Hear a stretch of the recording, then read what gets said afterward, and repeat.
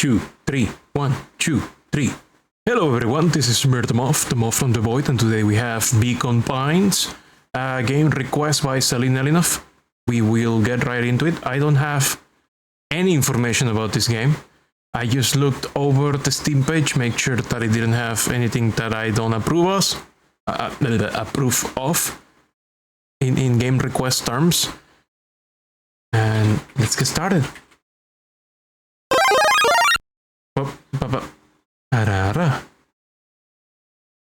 Starting the game capture and starting Beacon Pines. I have absolutely no idea what I'm getting into. All I know is that it takes about 6 hours, allegedly, to complete this game.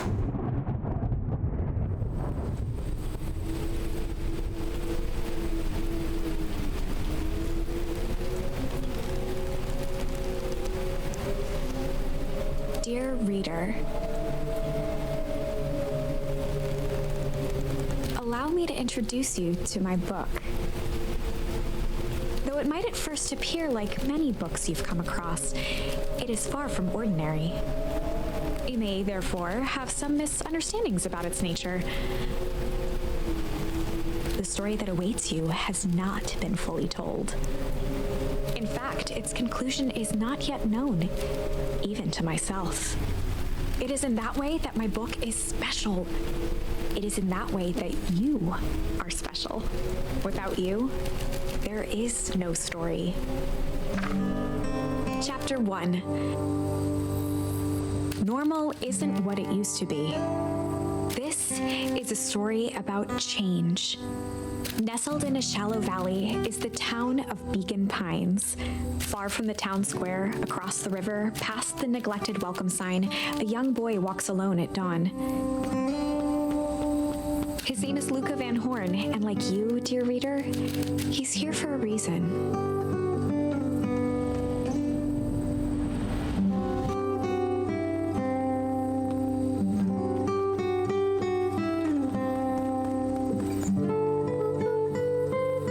Hey Dad. Pro tip, leave the door of the fridge open for the first few days.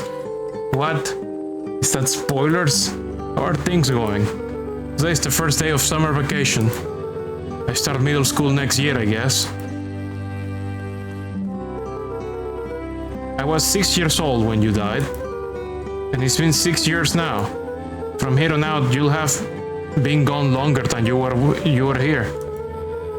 It feels like that should mean something. Mom always said that this tree was your favorite spot in the world. Me too.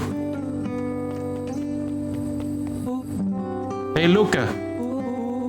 I knew I'll find you here. Rollo was Luca's closest friend. He possessed many fine qualities, but subtlety was not one of them. Well, after I banged on your door till your gran answered, and after I checked the pond and climbed out of the treehouse, then I knew I'll find you here. Rollo finally noticed the tears welling in his friend's eyes and the flowers on the grave. Oh, yeah, right. You and your mom always did this on your dad's birthday. Yeah. I didn't know you were going to keep doing it now that your mom's gone too. Holy shit. She's not gone. She's not gone. Rollo the troublemaker. She's just missing. Sorry, I meant to say since she went missing. She's gonna come back, Rollo. Of course she is. Okay, Dad. See you next time. Thanks for the pets. I think I'm ready to get out of here. Sure, lead the way.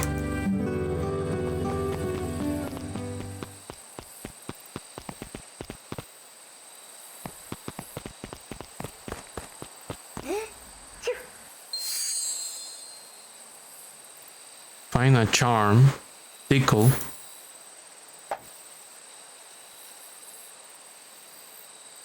Wonderful! I had a good feeling about you from the moment you opened my book. That charm is a very special thing. Very special indeed. Keep hold of it for now. Its purpose will reveal itself soon enough.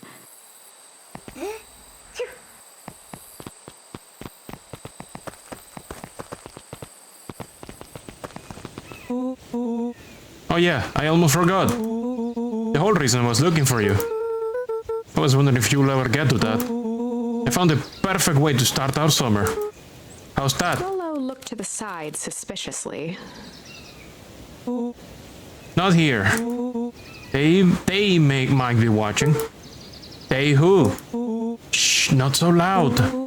We need to do this in a secure location. Mission control. Alright, I just have to tell Gran and then we can head out. What are you gonna tell her? I don't know, I'll think of something. If it's all the same to you, I'll meet you at the welcome sign. Your Gran still kinda wakes me out. I don't do well with new people. She moved in like half a year ago. Just meet me at the sign when you're done. Suit yourself, I won't be long. Tell Gran before heading out with Rolo. Okay. Dear reader, forgive me for this interlude. Remember that charm you found in the dandelion patch? There are more of those special charms to discover throughout Beacon Pines. They've been known to reveal themselves to those who are willing. Some of them can be found in this very house. Okay. Gran had already lit the fire. She kept a warm house, as if by grandmotherly obligation.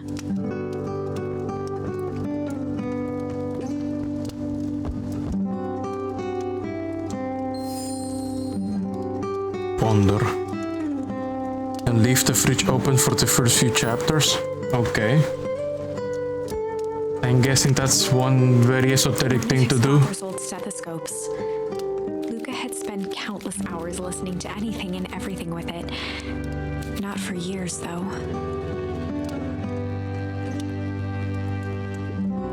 Since Gran had moved in, the house was more peaceful, more orderly, and more covered in flowery fabric.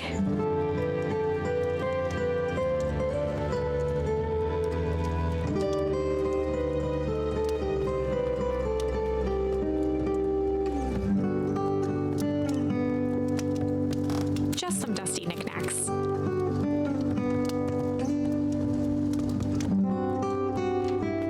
Oh my, this is quite exciting.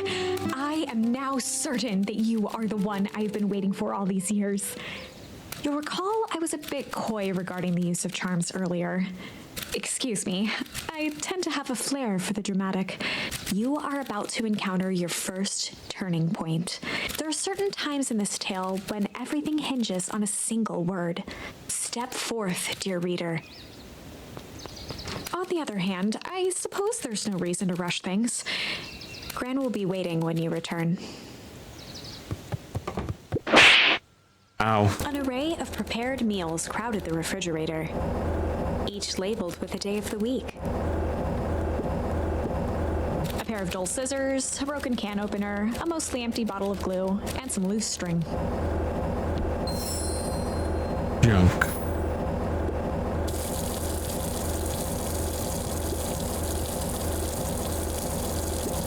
The only piece of furniture Gran had brought when she moved in was an old hutch.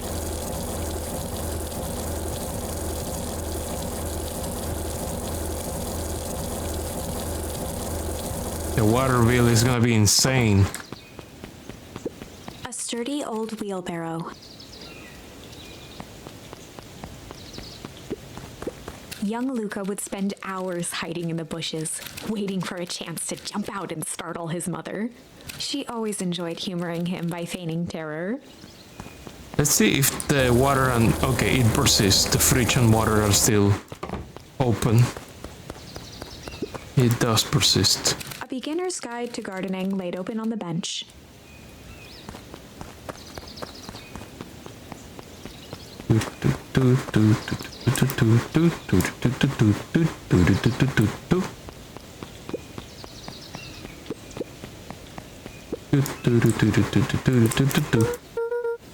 Hey, Gran, I'm gonna go. For Pete's sake, go change out of your pajamas before you say another word. But nodding. Inside closer for inside. And outside closer for outside. Lucas stared at his feet and muttered under his breath. Mom always let me wear my pajamas in the garden.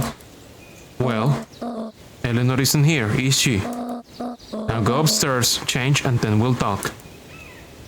Right, of course. I forgot about the pajamas. Okie dokie.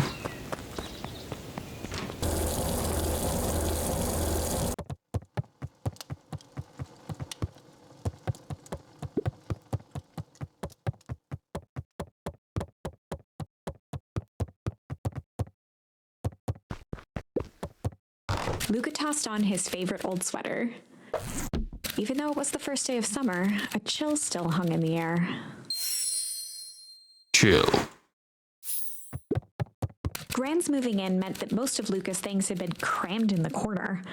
Luca was somewhat annoyed by the situation.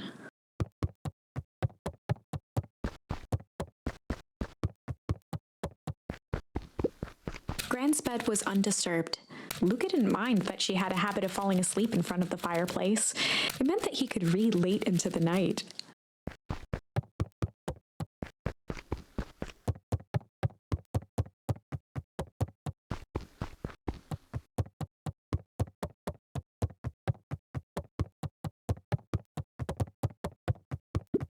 Gran had commandeered the upstairs closet when she moved in. Some things need shelter from a young boy's mischief, she said. Hide. Luca paused at his parents' bedroom door. He just wasn't ready to go in yet. Okay.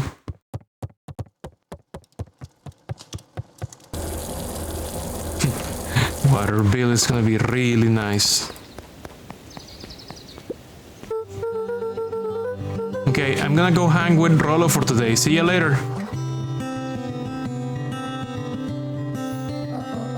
Hold up now. Where are you and Rollo headed exactly? Nice sweater. Oh, nowhere special. The less Gran knew, the better for everyone involved.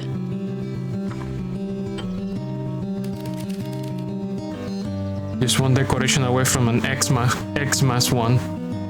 We were gonna go... Oh, I guess that's where I put the charm. We were gonna chill for today. Hide for today. Ponder for today. So I guess this is gonna change the story progression.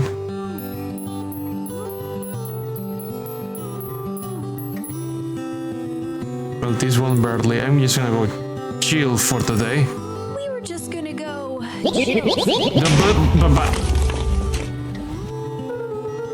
We're just gonna go chill for today. Lies are built on truth. It was always in a hurry to do nothing. We stick to what we're good at. Well, make sure you're done chilling in time for supper. Easy. Impressive. You've managed to navigate your first turning point without too much of a mess. Throws an entire grand piano at the Moth. Good thing I am piano-proof. That is the power of charms. Piano throwing has not been implemented. A single word can change everything.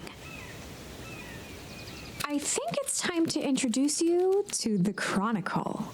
Say piano is edible? How the fuck is it edible? Is it made of candy? Chronicle. The Chronicle is a record of the decisions you've made. You can see the turning point which has been revealed. At any time, you can use the Chronicle to go back and invoke different charms, creating new branches. Luckily for us, this is the one and only turning point where the charms won't dramatically alter fate. It's the perfect opportunity to experiment with rewriting things. Okay.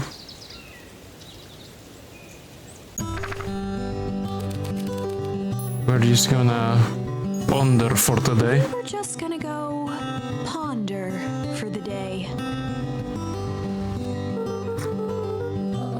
Oh, really? What are you guys, what are you boys going to ponder on such a lovely day exactly? This was Luca's chance to sell his alibi. You know, big stuff, small stuff, medium, mostly medium pondering. Nailed it. Well, make sure you don't overburden yourself with a preponderance of pondering. Huh? Oh, forget it. Off with you now.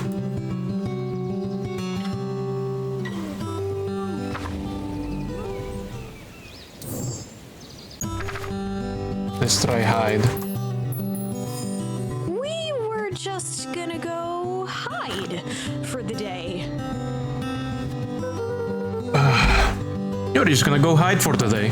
Hide?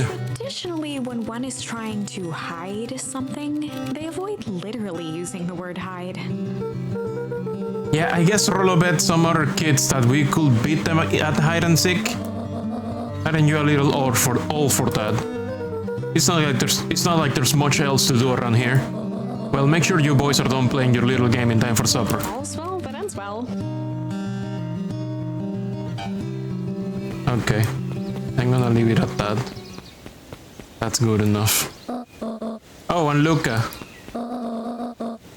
You and Rolo stay out of trouble. I know. Get into trouble with Rolo. Oh my god. Well, there's a lot of trouble happening right now in the kitchen. So I don't know how much more trouble we can get into.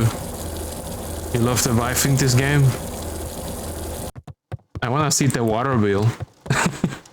And the electric bill with the refrigerator open like that. And the repair bill. Come on. Woo! Dang it, Rolo. For a town that saw a few visitors, the welcome was perhaps more grand than necessary. The road leading to Beacon Pines was long and uninspiring, a sort of natural barrier for the impatient. You know the drill. Don't let anyone discover our secret path.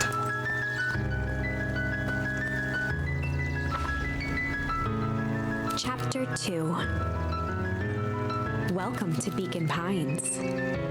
For many years, this valley had been a small mining outpost. It wasn't until Sharper Valentine built his fertilizer company that Beacon Pines was established. You know what? Screw you, tosses an entire violin. What are you gonna do with the violin? Over the next 30 years, the town had grown and prospered. Also edible? Are you gonna throw an entire orchestra of edible instruments? I don't know, it's something in Hideous Destructor, some Doom mod has edible instruments for some reason. I think they're just called instruments. I think they're probably like candy bars. Over the next 30 years, the town had grown and prospered. The foul harvest and his sudden death. In the 6 years since, everyone was simply trying to get by.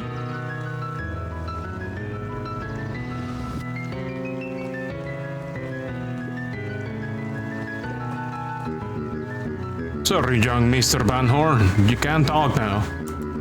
Very busy with preparation. Mayor Augustus Valentine was not busy. Oh, sorry, Gus. How many times do I? It's Mayor Balin. Flustered, Gus instinctively loosened his tie. Keep up the good work. I must briefly attend to a concerned citizen. Huh? Very busy, I see. It's nothing, keep at it. Alright, what can the mayor of Beacon Pines do for you today? Oh, you're saying hi, I guess.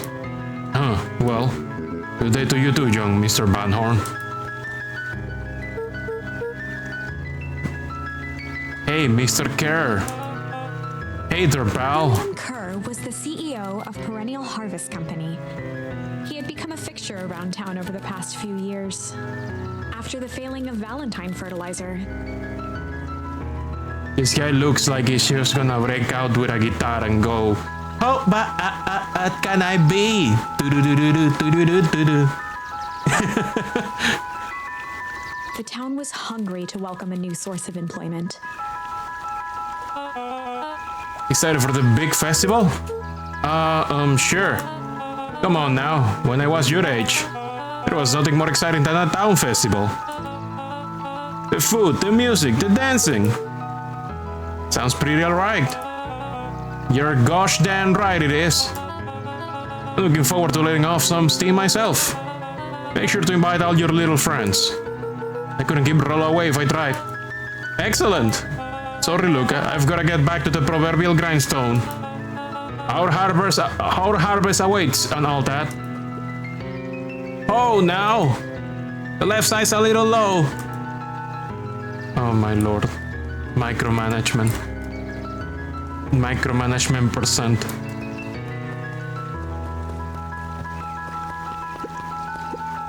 Old Pickler's spawn. Rollo is gonna wait for a long time for me to get to the secret place.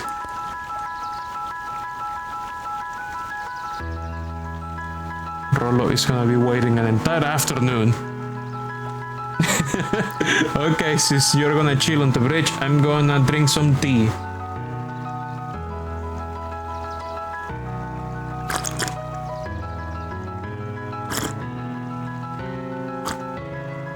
Is that rhinoceros an adult?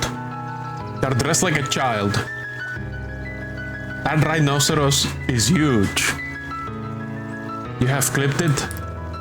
Okay. Sleepy. Hey, Mr. Sinclair. Mr. Sinclair continued snoring and lifted one eyelid just enough to see who it was. This will become something for the future? The little part where I say, how bad can I be? From the Lorax? Really? Did I nail it? Did the character design turn out to be that obvious? Mr. Sinclair continued snoring and lifted one eyelid just enough to see who it was. A key often used to avoid undesirable conversation. Okay. Yoo-hoo, Mr. Sinclair. Ah, don't you see I'm sleeping, boy? How's napping today? Crummy as always. Used to have a perfectly nice view from here. Till perennial harvest put that monstrosity of a building in the way. Why don't you just move your chair a bit?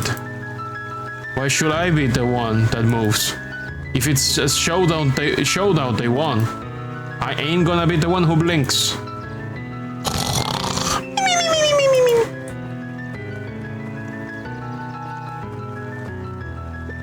Hello.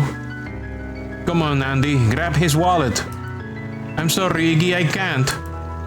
Do it or we pound ya. Oh shit. Yep. Yeah, but my mom said. Yeah, but. If I had a nickel for every yeah, but. I'll be the freaking king of nickels. Ain't that right, Tish? Yup. Okay. Some kids up to no good, I see. This neighborhood ain't up to no good. Mr. Barnhorn, do you have a moment? It's just Luca. Golly, I'm sorry, it's my first week at Perennial Harvest. He pulled a pen from the pocket of his sweater vest and began to frantically jot something down on a clipboard. Raccoon. That's not a raccoon, that's a red panda. Celine, does your color blindness make you think that a red panda is a raccoon? It's not even the same markings. That's not how a raccoon looks marking-wise. So it's not just the colors, it's the contrast itself. It's not raccoon style. They don't have, you know, the bandit face mask. That's like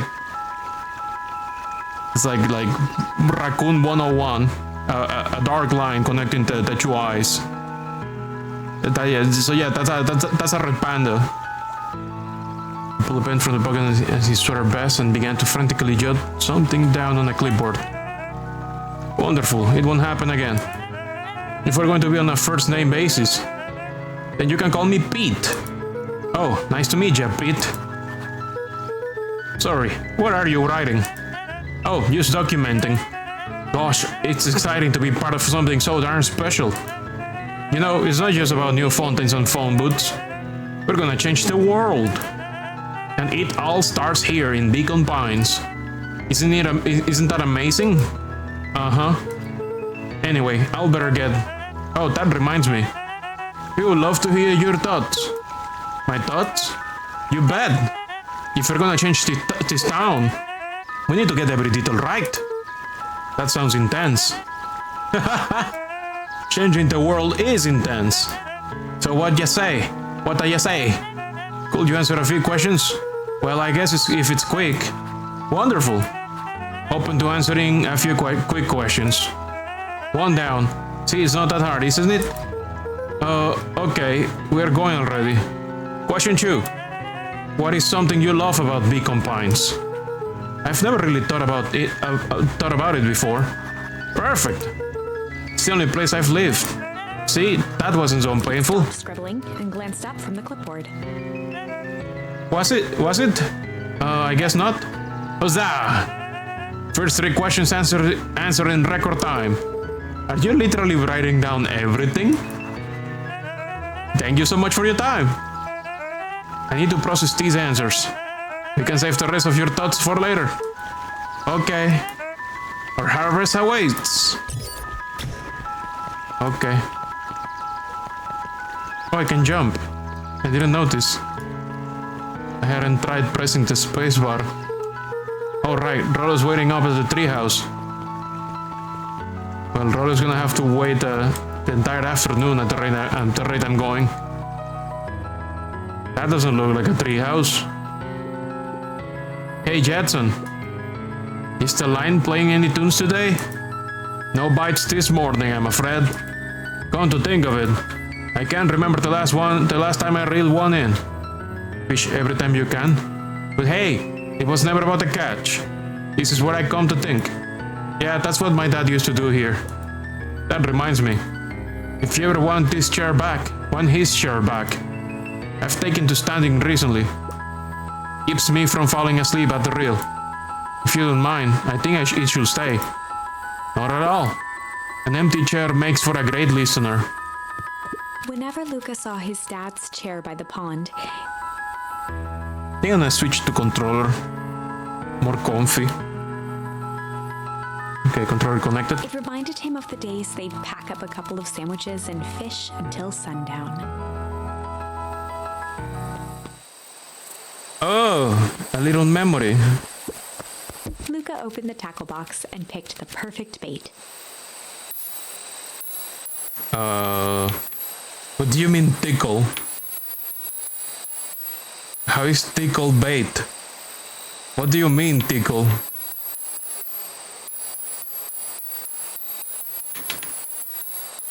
Select it and find out. Luca gently baited a feather onto the hook A feather? for skimming the surface. That is some context-sensitive interpretation. It is context-sensitive. Oh shit.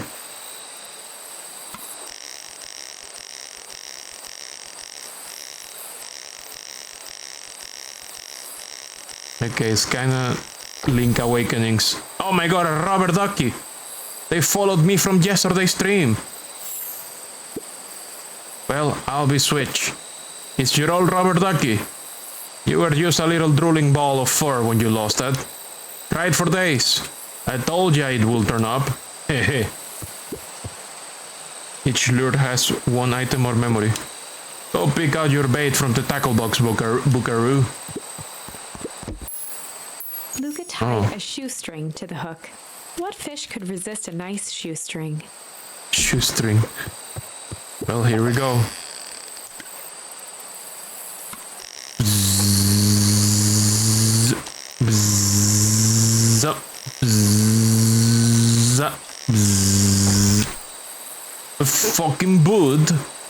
Hey, that was the perfect bait for a boot. It's a boot missing shoelaces and more. Where do you think the third one is? Hard to say. Sometimes things drift away. That's not fair. No, it's not. Well, whatever it is. I hope that other boot at least has a sock to keep it company.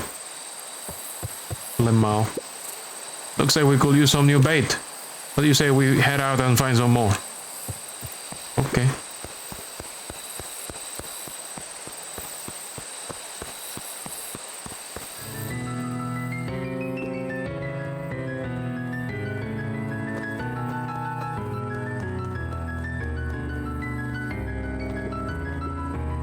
Mission control. Authorized personnel only. I guess I'm going to Ragway then. The boys had a good thing going. As long as they kept old Jeff happy, they had an endless source of precious materials to add to the treehouse. You'll find new charms and come to the pond for fishing and get more memories and lore. Okay.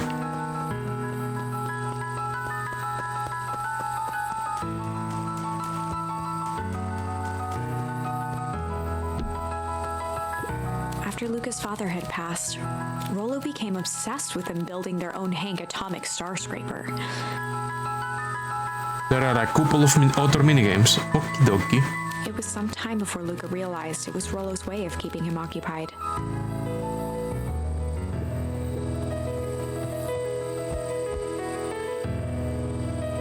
Lots of places to chill, huh? On certain nights, when the clouds were just right, the boys could tune into strange patterns of static. Rollo thinks it's aliens. Of course it's aliens. Always thinks it's aliens. It's always aliens. Oh. Accidentally. Luca looked up at the satellite dish. Rollo nearly killed himself putting that up into the tree. Jesus. Bull. While it didn't turn the radio into an interstellar communicator, as he'd hoped, it did at least boost the signal enough to overhear truckers one town over. What about the thing on the roof? That's gotta be another fishing lure, you think? Luca's winter coat decommissioned for the summer. There will be plenty of occasions. With the cold holding out longer than usual, he reconsidered its usefulness.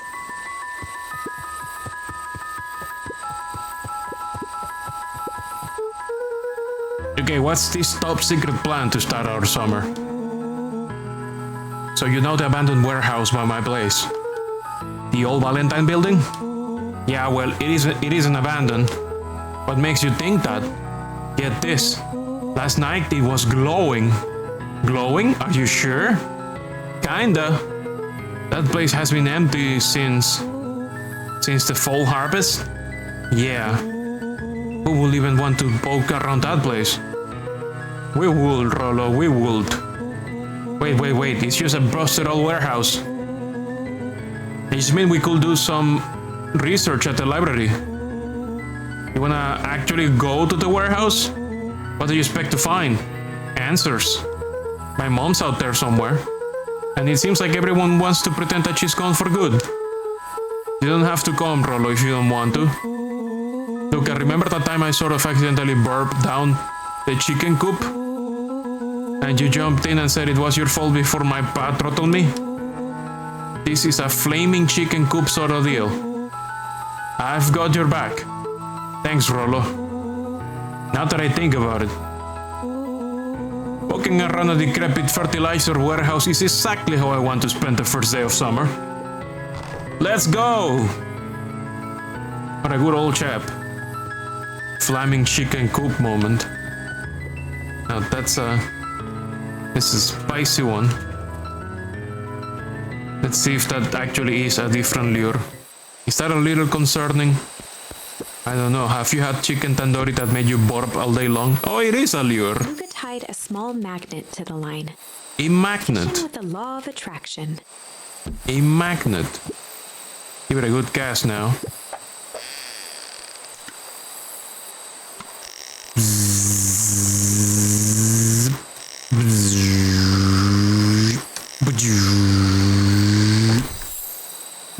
We got a key.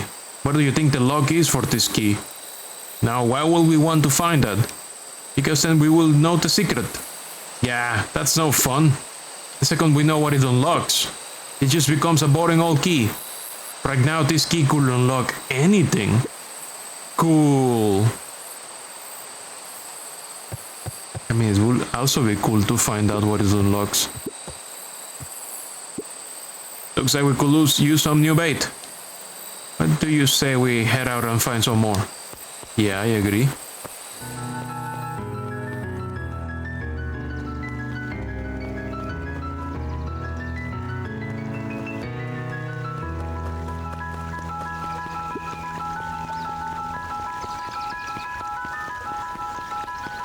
Hello. Whoa, you okay? I'm just catching my breath a bit. Go on, I'll catch up. Okay. Ooh, so much to see, so much to do. Last Chance Diner. What a name. The Beacon Beacon. Holden Wilder ran the local paper of record. What a fucking name. The Beacon Beacon. The Beacon Beacon. Oh my god. Hey, Mr. Wilder. More than Luca, what's the day have in store for you? I was wondering if you heard any news about... News? The Beacon Beacon knows the news that needs knowing. Any news about the old fertilizer warehouse? Nope. Oh. Rollo thought he saw some lights there last night. Rollo ought to be careful poking around that part of town. The winds of change are blowing. And change is a dangerous animal. Change.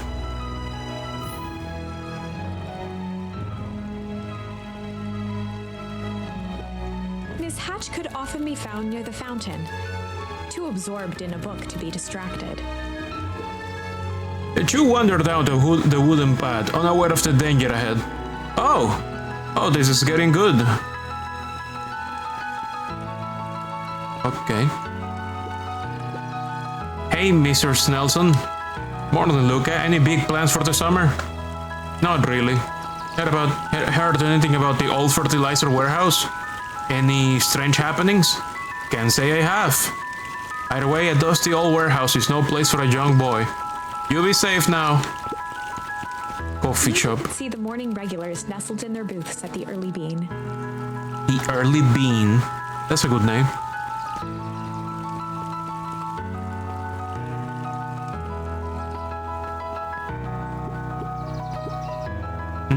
Piper? Oh, hey, Luca, what's up? You know the summer break. You know it's summer break, right? Of course. And it's like the morning. Correct. And you're studying? Like they say, the early bird gets the proper education required for a successful and fulfilled career later in life. Damn. Hey, Sariel. Hi, Luca. Will you please tell this lazy bot to help out in the cafe? Lumi, Sariel would like you... Luca, let me give you a little gem of advice. If you never do what you don't love, then you'll never work a day in your life. Wow. You're really setting the kid up for success. Thanks for the advice. Very good advice. Incredible. Oh, that's a different path. Let's check on these people. Luca, just the file I was looking for. Hey, Roxy, what's up? Right. Rendezvous with Roxy. This is an important turning point. The first time where your charms will change the course of fate. Uh-oh. Currently, we only have one suitable charm at our disposal. Have no fear, we can always return later using the Chronicle once we find more charms. Uh-oh. Well, now I'm just rambling. Where were we? Have you seen my blockhead brother today? He skipped out before breakfast. Well, not really, no. Can't say I have. Can't say or won't say. Roxy, will I lie to you? Look, wait up, I almost forgot to tell you. Roxy might be lurking around here. It's one of her favorite places to stand around and be useless. Rollo? So we need to make sure she doesn't spot us. Rollo? Why are you doing that turning thing with your body? What, you're not scared? You're not scared, are you? She's harmless.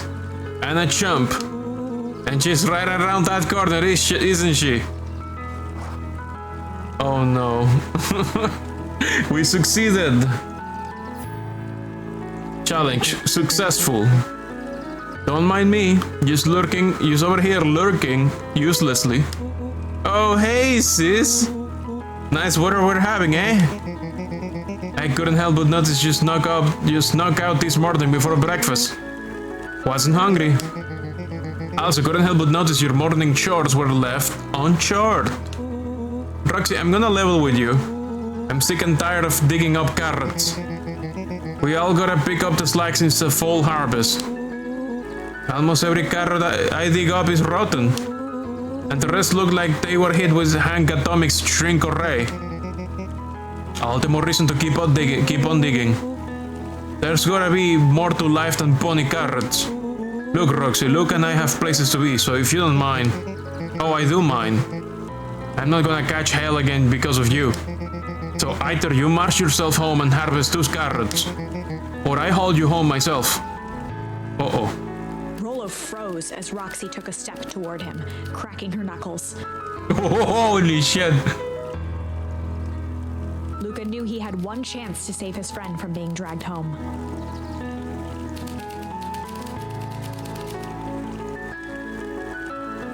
In the past, he found the best way to deal with an enraged Roxy was to be a little...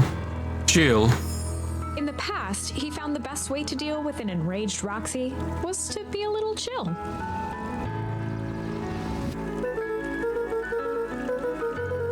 Come on, Roxy. It's the first day of summer. Great sister all around. The sun's shining and we just want to take it easy. Let's leave tomorrow's problem for tomorrow. That's great and all, but Rollo's problems have a way of becoming my problems. And Pa always says tomorrow's work is best left for yesterday. March, you big oaf. Ah, rats. I expect a full report about the Valentine place. A full report!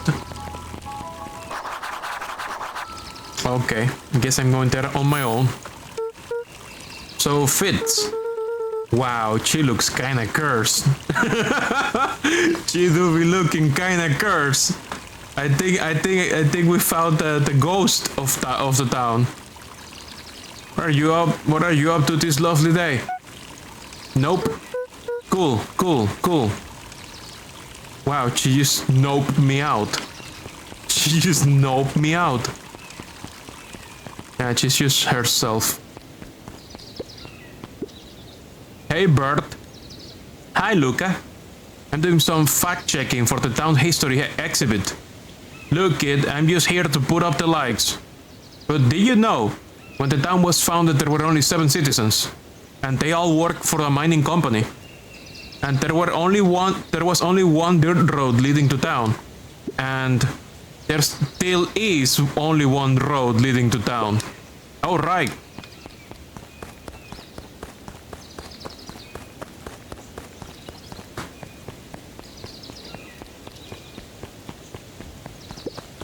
Holy shit, that's a big watermelon. I touched it. I touched the thing. I touched it. Hey, Griffin. How's the ice cream jig going? Not great. It's still pretty cold out. And I'm in the business of selling cold. I'm sure things will warm up soon. Mr. Tolliver's not at his grocery stand. He's prepping for the festival, I guess. Gotcha. Okay. How about I go to the Last Chance Diner? Up or down, new stand. Hey, Don. Sorry to wake ya. Okay, this one is adorable, unlike the other one. The other one was terrifying. No problem, it comes with the job. Dawn had dreams of becoming a big-time reporter. At night, she searched for the story that could be her big break. By day, she hawked papers at the newsstand. What's up? Rollo said he saw something strange going on at the warehouse. You know anything about that? You may say I heard some things. I'm working on a story about it right now. So what's going on? Can't say quite yet. This bat is maybe the best. She looks like the best. I still need to follow up on a few leads. Keep me in the loop, okay? Sure thing. Things seem to be quiet in town today. Yep, everyone is preparing for the festival. She'll be back to normal tomorrow. Catch you then? Catch you then. Oh, and Luca? I'm really sorry I haven't been able to find out anything about your mom yet. I'm just grateful that you tried. I'm still keeping my ears up. Nice. Nice bat. I like that bat.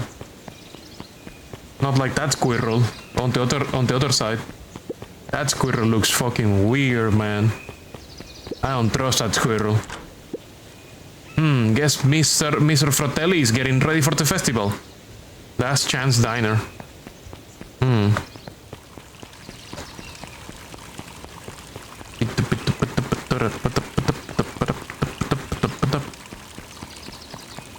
Wait, I didn't check the... Oh no, cutscene. Hey, Solomon. Apologies, no time for chit-chat. Okay, bye. Luca I'm gonna go knew back. that if he gave up now, he'd never hear the end of it from Rollo. Yes, but I didn't check the statue. Jeff's hardware closed down about a year ago. The effects of the foul harvest stretched wide. When there are no crops in the field, tractors don't need fixing. Oh dear. Looks like the library hasn't opened yet. I'll check back later. Luca, my boy, hold up a tick. Oh hey, Mr. Non-Creed. Non-Creed's drugstore. Deals. I was using my way to... You sold the last jar of your grandmother's preserves. Can't stock the shelves fast enough, turns out. Hey, that's great, but I'm actually... I guess Juniper will just have to swing by with more of her lovely jam. Uh-huh. Well, don't let this old man slow you down. Just remind her that she still owes me that dance. Thomas Gran regretted the second it was made. Oh dear. Will do. She's a fine woman, that Juniper. Yeah, she's pretty cool, I guess. A real fine woman. Okay. Gotta go.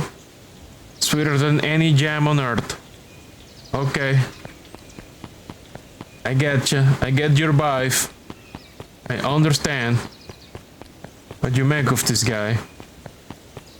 Definitely not a serial killer. New. Part of Perennial Harvest's Beacon Definitely not a creepy stalker. One good was brand new. Part of Perennial Beacon Pines. Didn't see much use.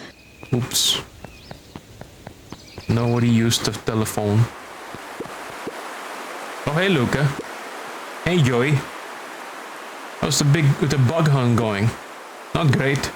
Bugs have been shy this week. Bugs get shy? Oh sure, bugs aren't that different from people. Sometimes they just want to be left alone. If you're going into deep whipwood, just be careful where you step. No bug crunching, got it. Don't crunch the bugs. No bug crunching. The path led into a small hollow at the edge of Weepwood. Okay, no turning back now. Caution, electrified fence. Is that sign new? The fence thrummed with a gentle electric buzz. Okay, so what would Rollo do if he was here? He often asked himself what Rollo would do, so that he could rule out that option. I'm definitely not touching that thing.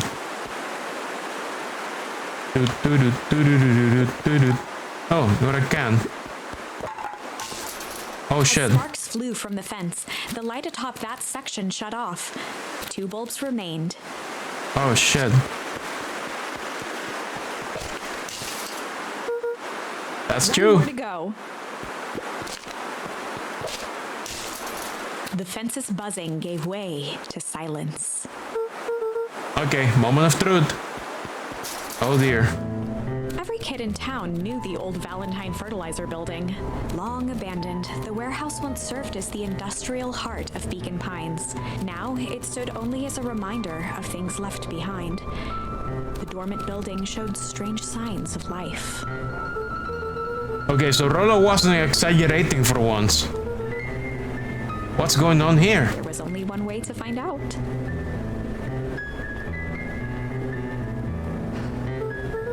Whoa, that smells awful. Too bad Rollo's not here. He will have no problem poking around in there. The hose emitted a subtle sound. It was actively draining some kind of liquid. water looked almost diseased. It flowed slowly into the woods.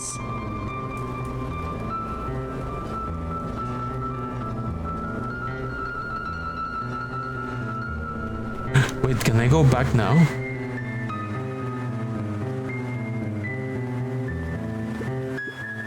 Property of Valentine Fertilizer Company. Looks old and toxic. And probably not properly handled. Company probably didn't do what it need to do. Safely disposes that. Oh, a beehive. Beehive. It appeared to be deserted. Deserted beehive? That's strange. After the foul harvest destroyed their wealth and reputation, the Valentines shuttered off their estate from the rest of town. The Valentine mansion loomed over every other building in town, both figuratively and literally.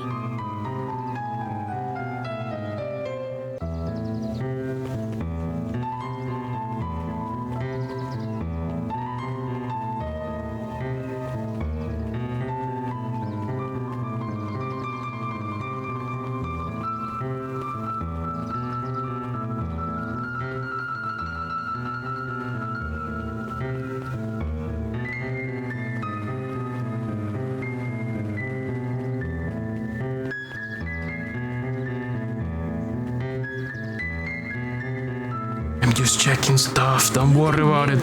Okay, I cannot go back that way.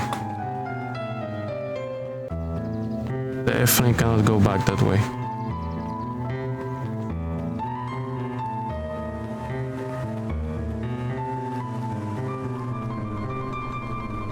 Okay, let's keep checking stuff in this area.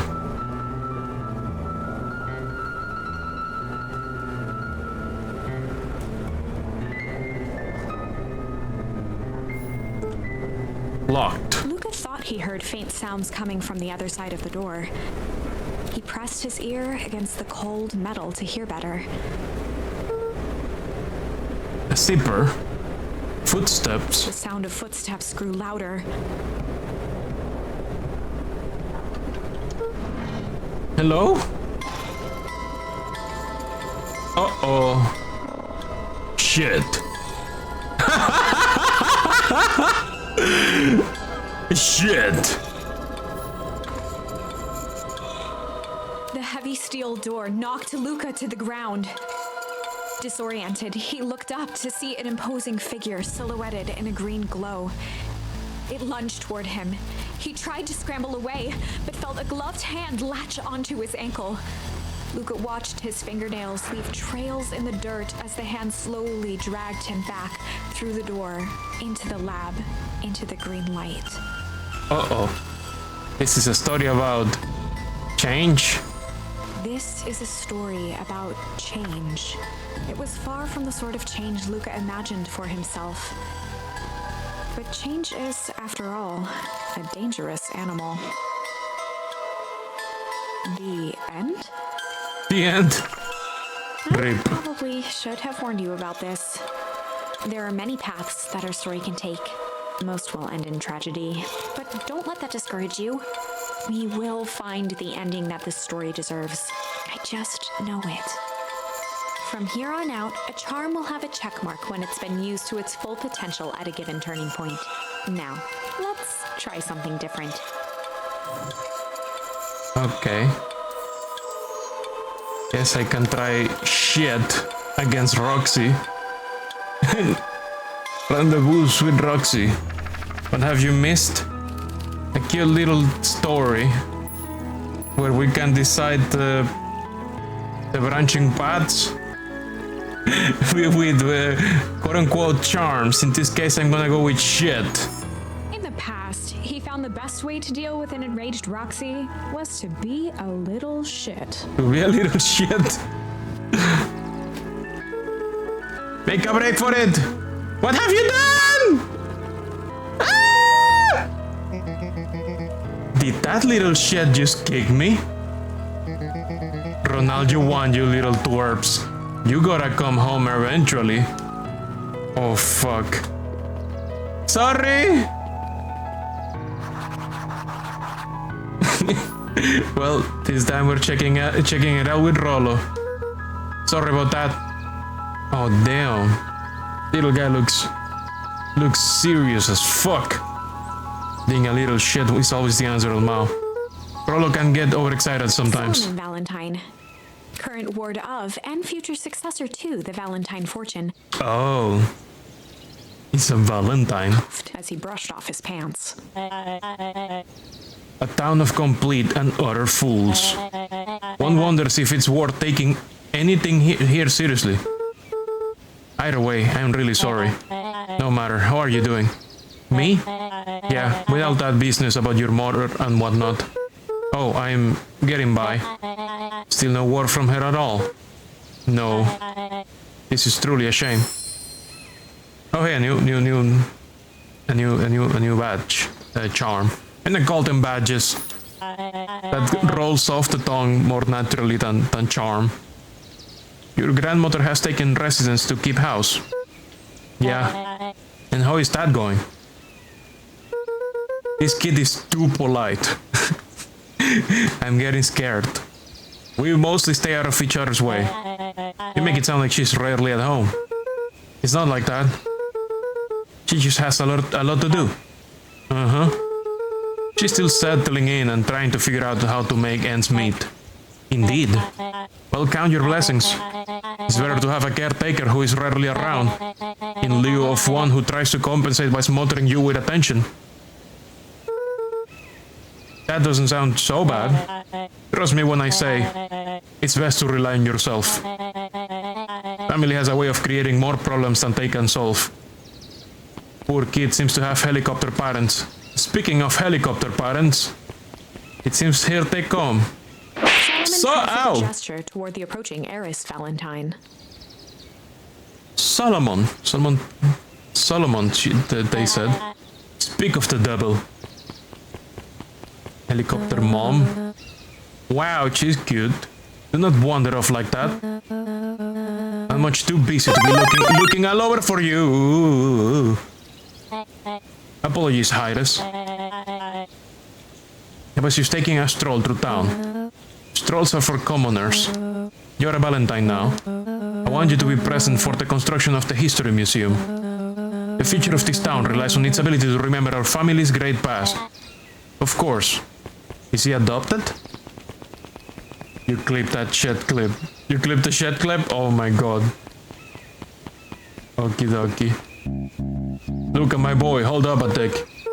Sorry Mr. Non-Crit, kinda in a hurry right now. Okay, bye. Boy's got too much of his father in him.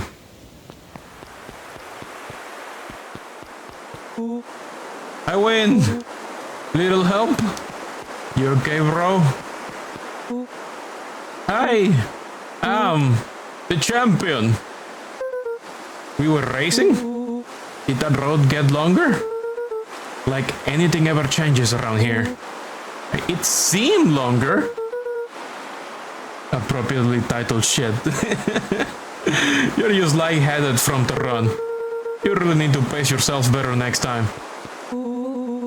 Not sure, but I will take advice from second place. Has that sign always been there? Wait, what? Caution, electrified fence. No, that's definitely new. Creepy. How are we gonna get around an electric fence? Don't worry, I've got this. Why did you do that? Pa always says you can figure out what the plan was when you're done. Great. What now? Well, I did my part and established that touching the fence is bad. I'm sure you can handle it from here. I'll supervise. From a safe distance. Okay. It's okay. I figured it out in another timeline. Wow, you're a genius. Okay. Pew! I think that did it. Luca, you never fail to impress. Dumbas, why did you touch the fence? It's a little kid. Got them some slack. House came into view. Rollo began to bounce excitedly. Check it out! Damn, Rollo, you weren't exaggerating for once. Was there ever any doubt? This definitely needs investigating. You think two ace detectives are on the case? This is bizarre. This is awesome. Rumble. Did you feel that? What, excitement in the air? You bet your butt I did. The fuck are you doing splashing on the fucked up water? Check out this puddle. That's not normal. And this hose.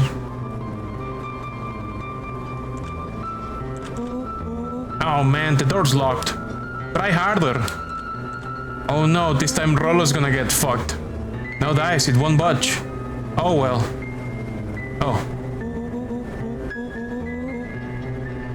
Also, you hear that someone's state has a moth infestation? Oh yeah, Cloud Hop has a moth infestation at their interstate. This dumpster is new, right? I bet it's got stuff in it. I can't really see what's in here. Who did all of this? My nose is itching. I think I smell some treasure. Are you sure that isn't a hazardous waste? Just help me get in. Rollo, it would be my honor to throw you into trash. Looks like your kin is looking for Cloud Hop. Come on, Lady Luck. So, what's in there? Let's see. There's a squishy bag of squish. Wow. A good inch of stagnant sludge. Your natural habitat. Wait, hold the phone. Hold two phones. Check these bad boys out. Are those walkie-talkies?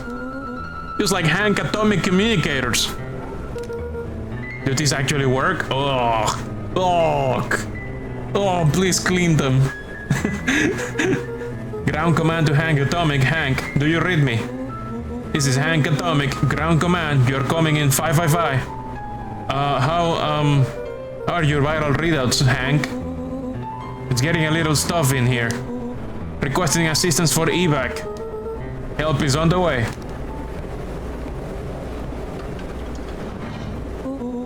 What was that? Someone's coming, give me your hand. I'm trying, my hands are covered in squish. Oh shit. Scoot over, I'm coming in. Oh damn.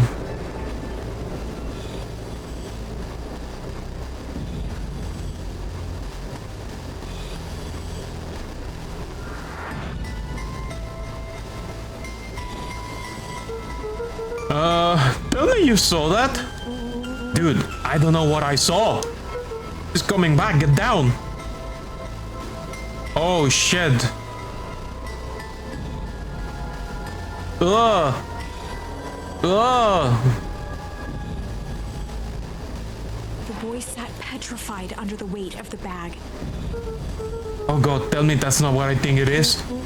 Look, do you know what separates run-of-the-mill detectives from ace detectives? A ridiculous hat. When the chips are down, ace detectives dig deeper for clues. Will felt around at the large sack which burdened them. Aha! He snapped off a tag from just within a small zipper opening in the bag. It's some sort of badge or something. What's it say? Will held the badge up to a faint shaft of light within the dumpster. Dr. Prescott, Deep Engineering. It's a name tag. Who will throw away a bag full of slimy old name tags? I think it's just one name tag in a bag full of something else. Okay. I think we should make a break for it. Stay calm, this is no time to panic. I'm not panicking. You're panicking. Rollo, calm down. You don't have to squeeze my hand so hard. Dude, I am not holding your hand. Quit messing around. What other slime-covered hand will be in here?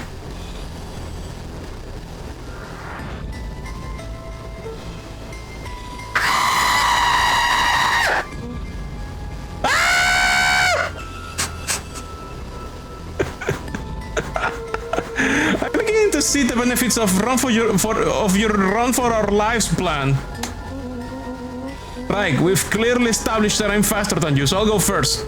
Why not go together? Flaming chicken coop, Luca.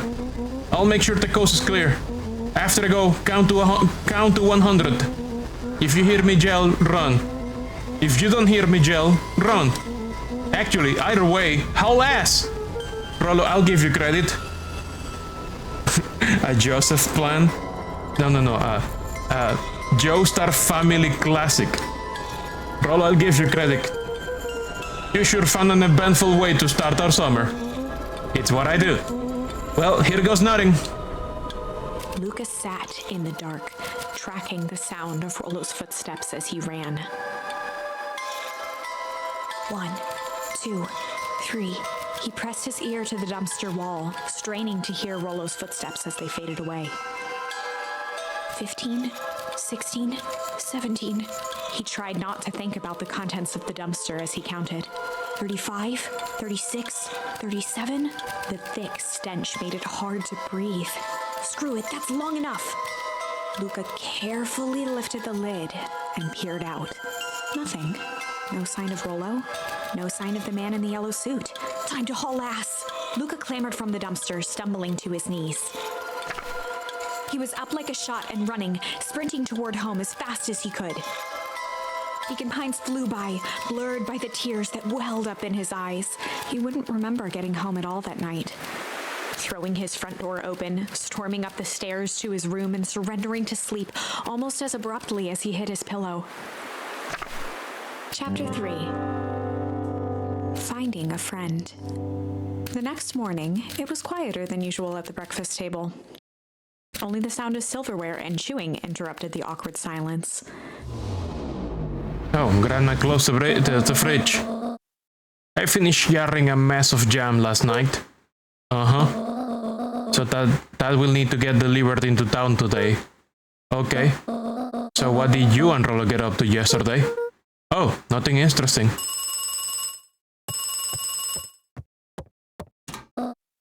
Hello? Okay. Calm down. No, of course it was the right thing to do. Start gathering folks. I'll be right there. Are you sure there isn't anything you want to tell me about yesterday? Anything I want to tell you? Not really, we just sort of ran around a bit. Rand's brow furrowed. Uh-oh. She let out a long sigh. Her voice was quiet and even. I have to go take care of something. You're to stay in this house for today. Under no circumstance you are to leave. What? If I am not back by dinner, there's 2 in the icebox. But nothing. You are to stay here, understand? Luca do be sounding like something straight out from Bug Fables. Maybe. Or you not there after being near literally radioactive trash. As far as we know, it's more toxic than radioactive. That barrel on the other side had a toxic icon. Yeah, say it. I'll stay here till you get back. Good. Oh, and Luca, you left the icebox open yesterday. We're not made of money, you know. Well, that was strange. And I'm gonna leave it open again, because Celine told me to. And I'm gonna leave the water running as well. That's it, you did it? I don't need to do it anymore? Grandma seems sus. You got a Race in a Barn achievement? Yeah, I did. You're right, I actually did. So can I just keep it closed then? I don't need to destroy the house anymore?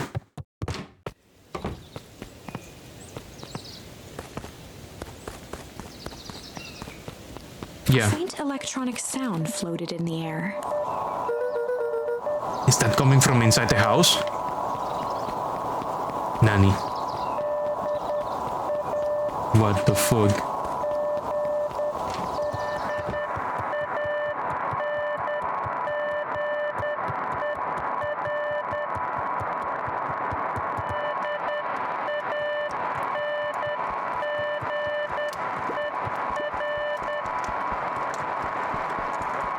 Imagine finishing the game and that's the only achievement left you and you have to restart all over to get it. Wow. What the fuck? Luca was desperate to check in with Rollo. Until Gran returned, he was trapped. Is he in upstairs? Hello? Is anyone there? Is it coming from my room? Oh, the walkie-talkie. Hello? Rollo, is that you?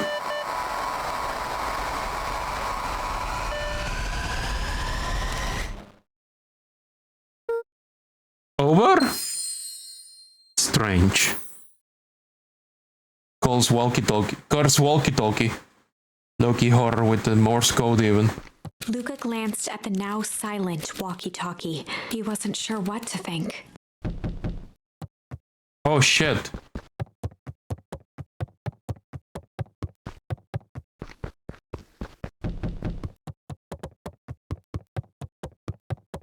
Someone's at the door.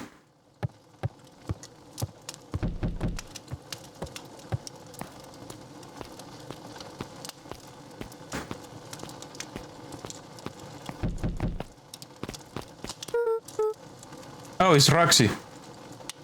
Oh, hey, Roxy. If this is about me accidentally kicking you yesterday, is Rollo here? No. Look at me, Luca. This is serious. Is Rollo here? No, I haven't seen him since yesterday. Rollo didn't come home last night. What? Pit formed in Luca's stomach.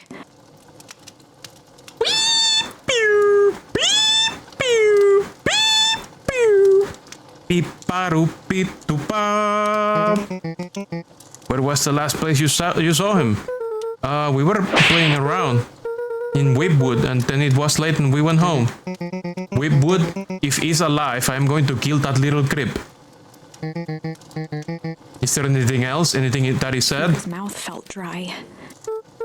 No, we were just messing around. Okay. I need to go let people know to check the woods. You just stay out of trouble. Go see if he's hiding in the library or something. Luca could feel his heart beating in his throat. Rollo. Where are you? Check the library for Rollo. I guess I'm gonna leave the house.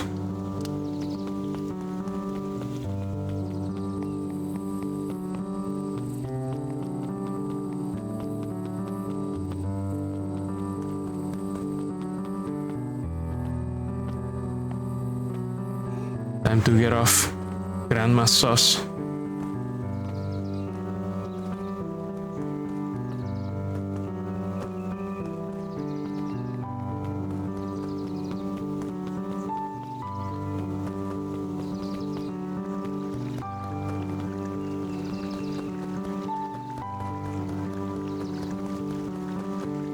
Is Rollo, I don't know, dead? Story adventure game? Yes, this is a story adventure game.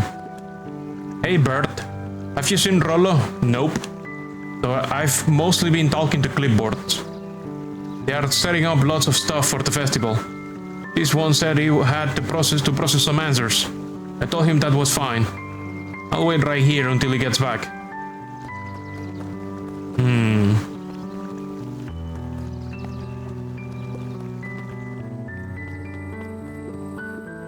Hey Jetson, have you seen Rollo come this way by any chance?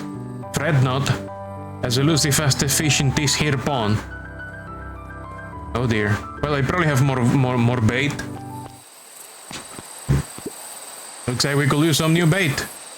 What do you say we head out and find some more? Oh, I don't have new bait. Never mind. Luca gently baited a feather onto the hook, good for skimming the surface. Never mind, let's get out of here. No time for memories when I have no new memories. Is Rollo in the treehouse? Rollo is not in the treehouse.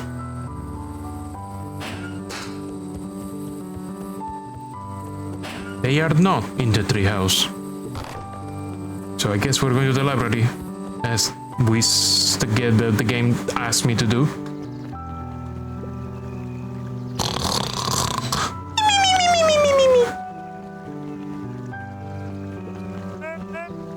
Howdy, Luca.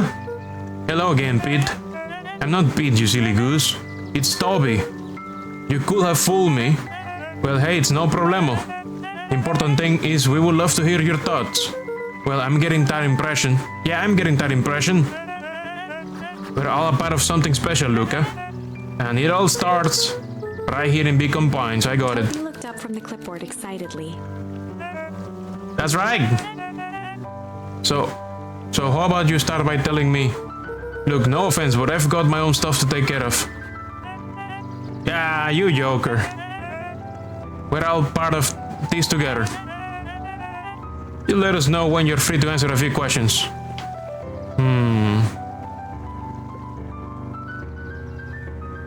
We really need to get back to work. Just a couple more minutes. If Roxy said she will be here, then she will be here.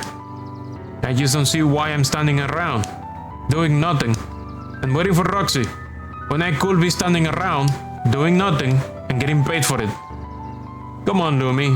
Roxy needs our help. Yeah, well, good intentions don't qualify as legal tender. That's not the same kind of tender. That's a completely different tender. Ah, my parents wouldn't listen. No offense, but isn't Rollo always getting into trouble? Something feels different this time. What can we do to help? We need to check where the adults aren't. So I guess it's up to us to check Whitwood. Our shift doesn't end for another couple hours. We could spend the time making posters. That would be great. I guess. Right, Fitz and I will check Whitwood. We'll be back later to pick up the posters. I think my dad has a map of Whitwood. Let's swing by my house and grab it before we head out.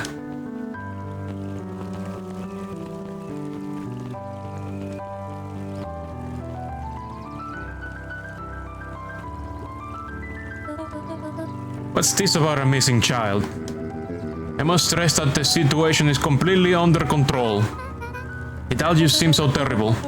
And you're sure there's nothing we can do to help? Nonsense, young Mr. Cotter. Young Mr. Cotter will turn up safe and sound, I am certain.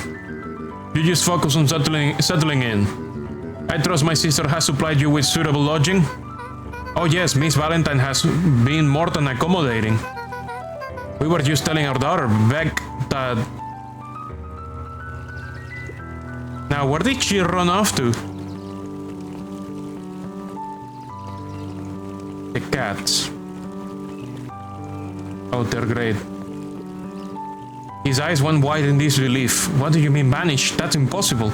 Oh my, he doesn't even see the danger he's in. Who is this little guy? Hail, son. History Museum. It's laughable, really. Do you happen to see Rollo in there? Nope, just the shadow of a family. Clinging onto a town, clinging onto a past. To the past. Cling. Oh, the tent. Visit it once. I will. Feel free to check for yourself. But don't expect to have your mind blown. Hey, Griffin, has Rollo been by? I haven't seen him all day. I'm sure he'll show up safe and sound. And when he does, tell him there's a strawberry chocolate double scoop waiting for him. On the house. He'll like that.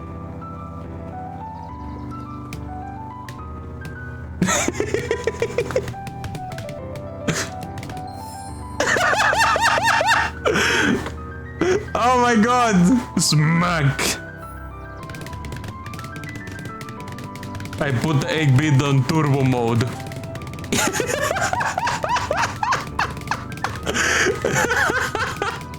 You can also kick it later? Oh my god.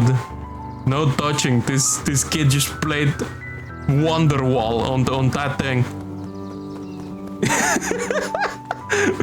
Kid just said this is Wonderwall. Sharper Valentine, a celebration of excellence. Oh no. We all know Beacon Pines is a great town. What you may not know is great towns grow from mighty roots. And that is why you cannot tell the story of Beacon Pines without telling the story of one Sharper Valentine. Young Sharper's keen intellect and strong moral fiber led to a grand vision. A vision of a community dedicated to a better tomorrow. In his own words, a better tomorrow is within our grasp, but it requires a singular mind to harness it. for us, he decided to grow that vision here in Pecan Pine. And how does one grow a better tomorrow? With fertilizer, of course. Valentine's Fertilizer Company became the lifeblood of a town yearning for purpose. But then tragedy struck. A scientific experiment gone wrong. An accident which took Shopper away from us far too soon. To this day, we struggle to pick up the pieces. But one foul harvest isn't enough to stop the people of Beacon Pines. The spirit of Shopper Valentine lives on. It lives in the heart of everyone with a dream for a better tomorrow. Together, we will follow his example and create a bountiful future. That graphic needs to be... They need to rework that graphic. That graphic, it's a little bit graphic. That was unhelpful. Yeah.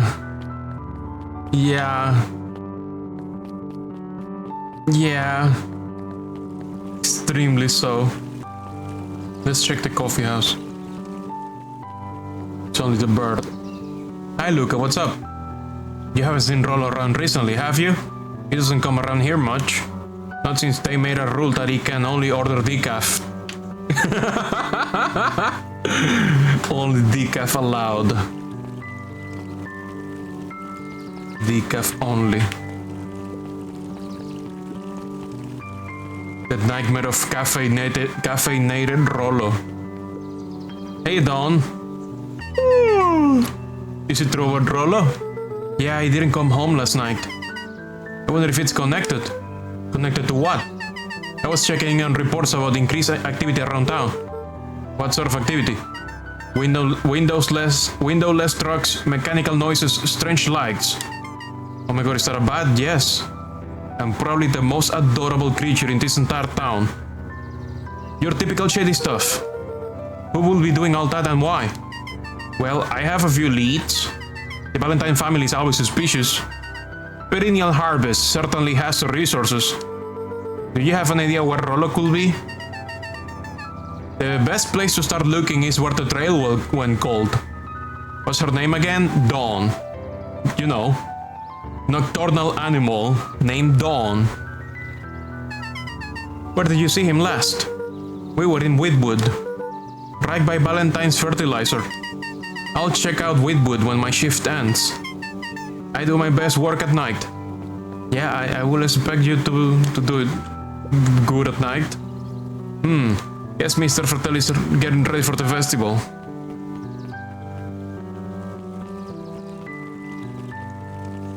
Oh yeah, I already went that way. Sharper Valentine, founder of Beacon Pines.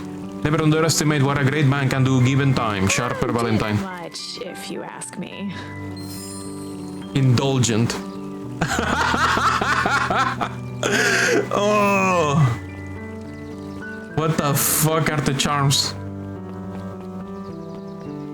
The charms are context sensitive for sure. Definitely context sensitive. A peek behind the curtain. The methods and ruminations of Patrick C. Montesquieu, one of the greatest acting minds of our time, by Patrick C. Montesquieu. Wow. Oof. Shore's simple, succulent sundries. Luca brushed off a smudge of dust. Or maybe it was flour. 30 recipes so easy you'll doubt it's even edible. Oh, succulent. I don't know if succulent is the word we're looking for. Oh, the cobs I've eaten. A salad-centric travel guide for the mildly adventurous. Yuck. New additions.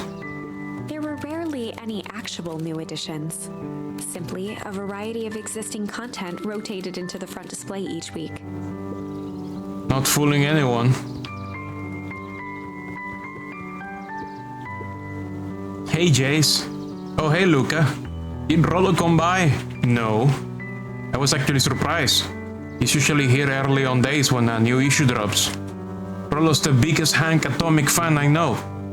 Check the library every study day? Okay. Besides myself, that is. Well, if he does swing by, tell him to meet me you know where. I don't know where. No, he knows where. Oh! Roger that, Space Cadet. The bottom corner shelf was a dusty array of thick science books. Only one binding was clean enough to read. Cellular Biology and the Chemistry of Mitosis. Boring. Mycological Phosphorescence. Ugh. More like my complete loss of interest. What the fuck, Luca? The entire top level of the library was devoted to comics, most of which were Hank Atomic and the myriad of lesser revered spin-offs. I got an achievement called Nerd for poking around the library.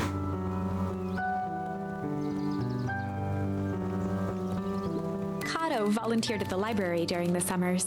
He wasn't very social, so he'd dedicate each summer to becoming an expert in a single subject, making him a reliable source of very particular knowledge. If you were to ask Kato something he didn't know, he'd escape into the dusty old bookshelves and return with just the right thing.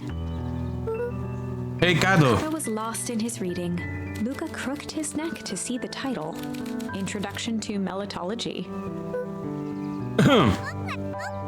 Oh, hey, Luca. You snuck up on me. Good book? I don't know, just started it. Gestured to the shelves. I'm really running out of books I haven't read yet. So now it's on the wonderful world. Now it's on the wonderful world of bees. Turns out bees are pretty cool. For instance, did you know that around 70% of bee species actually live in underground tunnels? Or that if there are two queens in a hive, they will fight to the death for supremacy. Fight. That's interesting, but you haven't seen Rollo around recently, have you? Not since yesterday. Keep an eye out for him, okay? Sure thing. If I see him, you'll be the first to know. Wow. Hey, new person. What sort of monster puts candy behind a locked door? Oh yeah, Mr. Nuncrit works weird hours sometimes. Of course he does. How about you? When do I work? No, what's your name? Luca Van Horn. You new here? Yep, not by choice. We moved often, giving her little time to establish any real connections. She would tell you she prefers it that way. I'm looking for my friend Rollo. He didn't come home last night. So he's missing? I guess so. Like, missing? Does that sort of thing happen a lot around here? Lucas shifted his feet uncomfortably. Well, that sucks. Yeah. So I should probably get going. Hey, wait up. What? Pulled a coin from her pocket. I'm coming with you. What? So says the unlucky penny. Unlucky? Yep, well, technically it landed on heads. Leave this kid to find his friend alone. But I always do the opposite. So that's kinda like me and Rollo. I guess Rollo is my unlucky penny. That settles it. A person should never be without their unlucky penny. Let's go find him. Ah, the cool cat kid. The name's Beck. Pleasure to meet you, Beck. I suppose I could use some help. Try to keep up.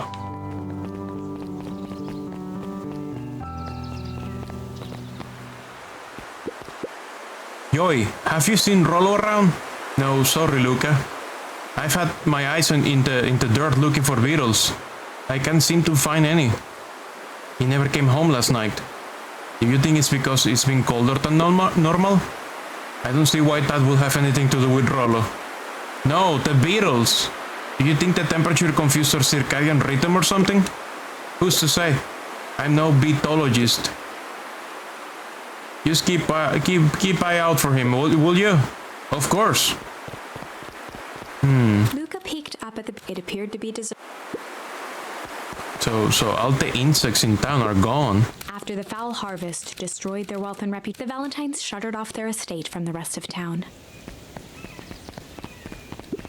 The Valentine Mansion loomed over every other building in town, both figuratively and literally. Hola, señor. You have made it back to España. Bienvenido a España, señor Pony. ¿Cómo está el pony azul? El pony de las nubes. El pony saltarín. How are you doing, Cloud Hub? Welcome. Look, everyone is hopping in this game, just like you. They're just hopping around. Oh shit, they closed it. Dang, they boarded up the way in.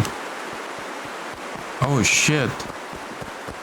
At least the fence is still off. Well, that doesn't look healthy. Uku, uwu. I will take uku as the sign of someone who is drooling. Luca felt a chill as he approached Beck.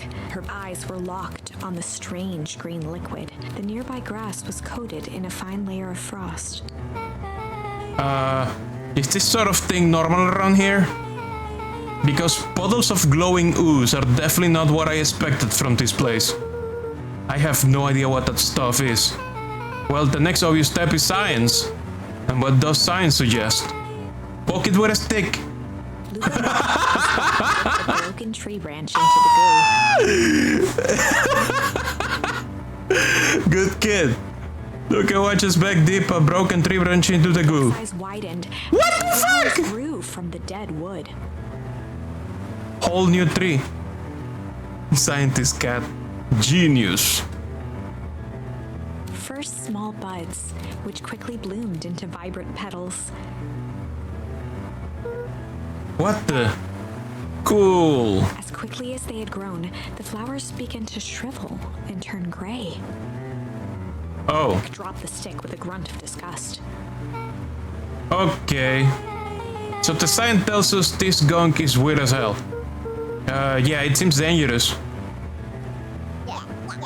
Hey Tish, look what the cat dragged in. Yep. Uh-oh. Uh-oh. I don't have time for this right now, Iggy. Ow, don't say things like that. It hurts Tish's feelings. Ain't that right, Tish? Yep. She looks fine to me. Why, hello. I don't think we have been properly introduced. Iggy's the name. This is my compatriot, Tish. Yep. You have probably heard of us. Can't say I have. I'll forgive you just this once, on account of you being new here. Being new around here. Why would you hang out with this dude? Oh, he seems pretty alright. Iggy, why do you have to be so... you? Has he even told you that his parents skipped out on him? Shut up. It's true, they got tired of having such a pathetic kid and left him. Iggy, I'm only gonna say this one time. Don't talk about my family. Well, look who's grown a backbone now that a girl's around. First his pup croaked, then his mom finally couldn't take it anymore and bounced. Iggy took a step towards Luca. Time for violence. Smear lit by the glowing puddle. Beck could see tears welling in Luca's eyes, his fists clenched. Some things about Beacon Pines were very different from the city, but a bully from a hayseed town is really no different from a city bully. Brr. Es la hora de la violencia. Beck took a deep breath and thought. Well, time to bust out the... pickle? Strange? Where is the fight? I want... Yo quiero violencia! ¿Dónde está la violencia? Strange. Well, time to bust out the strange. Alright, Luca. Looks like you need a little mud bath. What's wrong with you, new kid? We're about to pound your friend. Beck stared in silence, the only sign of life being the twitch of an eye. It's weird when people don't talk. Yep. Stop being a weirdo. Hello? Are you some kind of wackadoo? Makes sense. Wackadoos travel in packs, eh, dude? The sight of Iggy taunting back, something in Luca snapped. Iggy's smirk shifted to a look of shock as Luca launched himself into his stomach.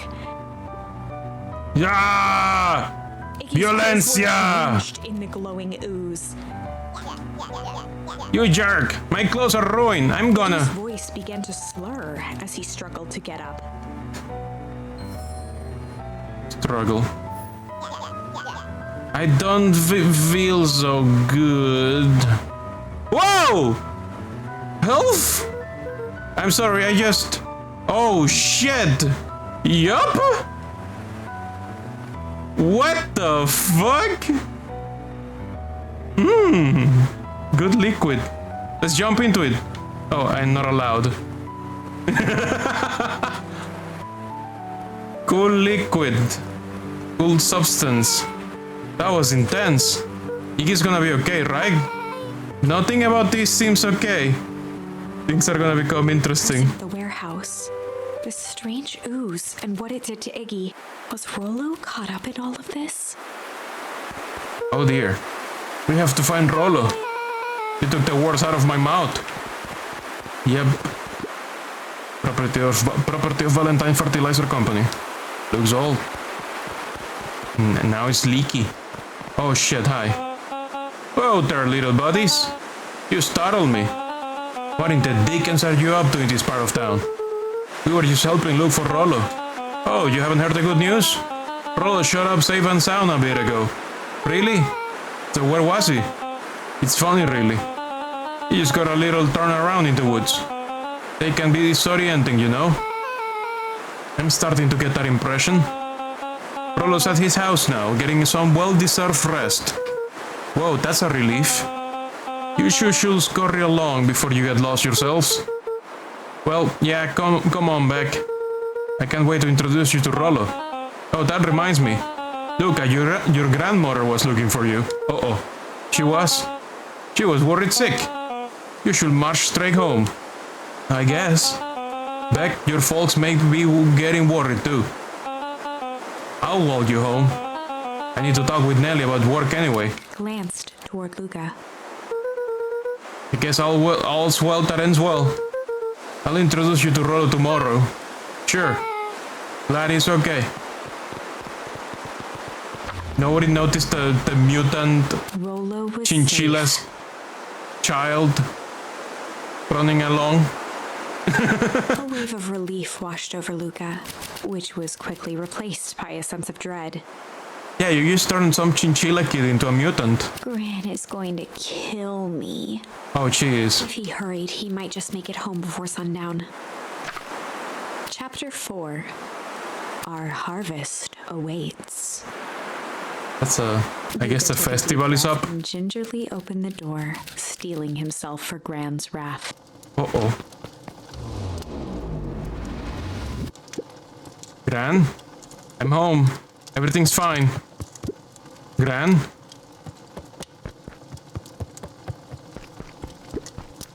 Grandma?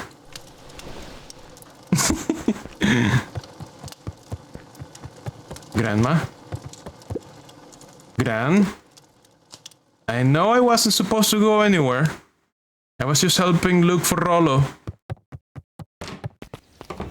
Grandma? She upstairs?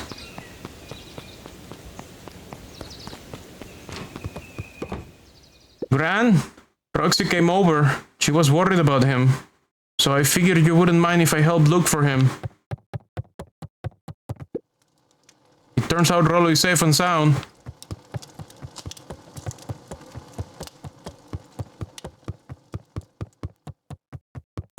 Luca was alone. The house was empty. So Gran's not back yet. I guess that's a good thing. Nothing to do now but sleep, I guess.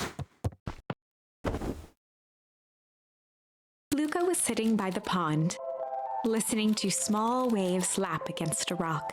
His father sat in a folding chair in front of him. Without turning, he spoke. "Why don't you grab me some nice bait?" "Sure thing, Dad." Luca hopped over to the tackle box and popped open the lid. Inside was a rolling, buzzing mass. We're fishing with bees? Luca's father gave a warm chuckle. Well, you catch more fish with bees than honey. Pick us out a good one. Luca closed his eyes and plucked out a bee. He could feel its wings struggle between his finger and thumb. Holding it at arm's length, he hurried over.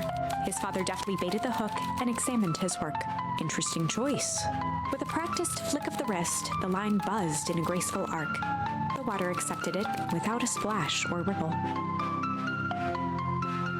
The wrong choice, but I respect it.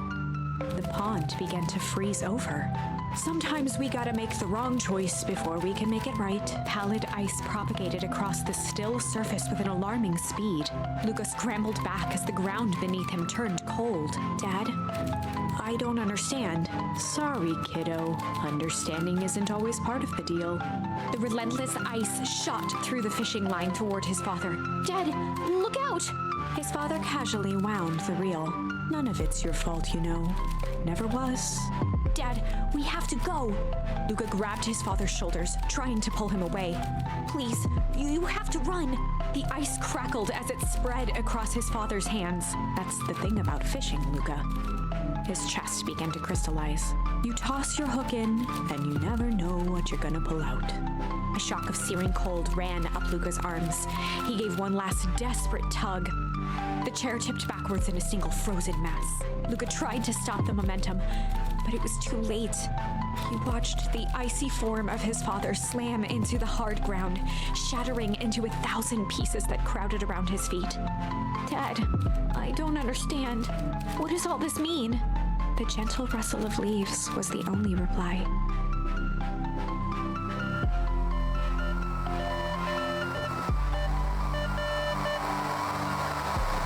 Luca's eyes struggled to focus on the walkie-talkie. Good dreams. Rollo?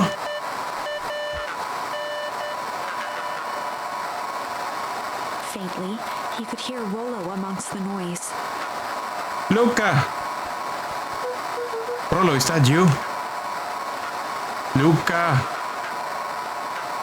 There? Rollo, it's the middle of the night. Luca, thank God. Listen, I don't know how long this thing will work down here. Down here? His voice was coming through more clearly now. But some words were still just static. Listen to me, someone grabbed me yesterday. What? The man in the hazmat suit? It was... took me to some sort of... I think I'm underground. Underground? Are you okay? Kinda. Isn't more interested in... for now, at least. Mr. Kerr said you made it back home safe. Kerr? No. Trust. Is... Hold on, someone's coming. He went silent. Rollo? Rollo, where are you? Held still, waiting for a response. His pounding heartbeat marking the passage of time. Okay, I think they're gone. It's getting worse.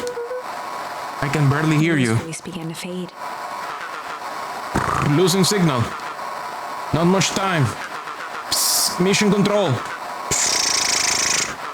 You need to... the treehouse. The treehouse. The signal died for good.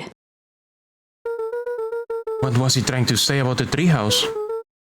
What's at the treehouse? The antenna. He wants me to use antenna in the treehouse to get a better signal. Rollo, you're a genius. He grabbed the walkie-talkie and sprinted to the treehouse. Hook up the walkie-talkie to the radio in the treehouse. And Grandma is not home yet, it seems. Luca heard a group of footsteps approaching. He dashed behind the bushes to avoid being spotted. Oh shit, Grandma's here. So, we all understand our roles. You can count on me. I still think we need more time. This wasn't the original plan. Mr. Tolliver paused, shifting his eyes to one side. Well, we're all in danger now. I, for one, refuse to sit idly by while that danger persists. Refuse. Hiram, you just keep your wits about you. Mr. Tolliver took one long, quiet breath. You're right, you can count on me. I just wish we could have made the deal with Iris Valentine. Could have made that deal. Her resources will have still come in handy. As I said, I had no time to contact her after your call this morning. Plans change. How is Luca holding up? He's fine. We shouldn't lose sight of the fact that this is all. I know very well what all of this is for. We have no choice. Operation Sparkplug has a new objective. Are we in agreement? The three shared a determined look. Good. We'll reconvene after the festival.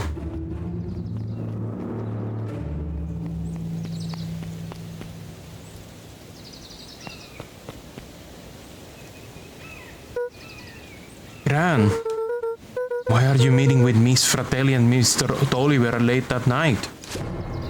Hey, Luca. Don't scare me. How long have you been there? Oh, just a few minutes. Earlier today, I saw Mr. Tolliver and your Gran enter the diner together. When my shift at the newsstands was over, they still hadn't left.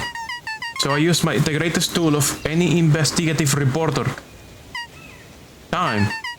When they left, I tailed them here. What do you think they're up to? Whatever it is, they seem organized and determined. They mentioned the festival. Yeah, I heard that too. Has your Gran been doing anything differently recently? Anything strange? She got a phone call this morning and rushed out the door. A call from Hiram Tolliver, it seems. She was either furious or terrified. Or both. Luca, be careful out there. I think we might be in the middle of the scoop of a lifetime. I will. Aren't you coming out? Nah, I'm gonna stay out here for a little longer. See ya, Luca.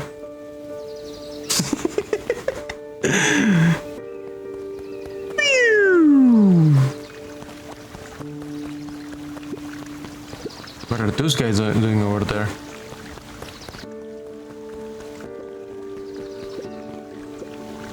I did it. I changed the sign. Splendid. Did anyone see you? I don't believe so. You were right. It was simple enough to just rearrange the letters. No choice for a prank, though. In situations such as these, all is good. The boys shared a mischievous grin. You left for a few minutes, did Rollo appear? They contacted through radio. They seem to be in some underground complex. The two boys share a mischievous grin. I can't wait for everyone to see the big reveal. It should be quite memorable. Let's make ourselves scarce for now. Which sign did they switch? Festival, perennial harvest?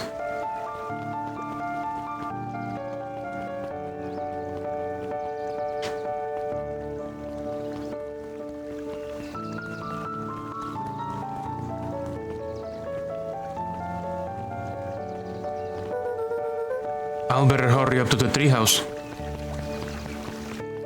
Probably the one that is covered. Oh. Damn, it's rolling area 51, something like that. Something like that. Any new bait? Oh yeah, we have new bait. Cling, smack, and struggle. Luca wrapped some tape around the hook. Hey, you never know. Gonna fish with tape.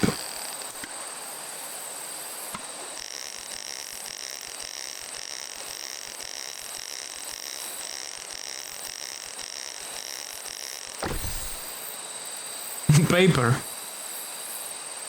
It's a crumbled ball of paper. It's got a bunch of big words written on it. Let's see that. We regret to inform you that your application for property rights, with respect to the B Combined CBD and surrounding areas, has been rejected. Who is that for? Applicant Valentine State. Good. Good. Also, don't pay attention to the thing that says game request redeems are currently open. They're not. We are literally playing the game request today. Smack. Luca stuck a toy stretchy hand onto the hook. Those things always get dirty anyway. And fish.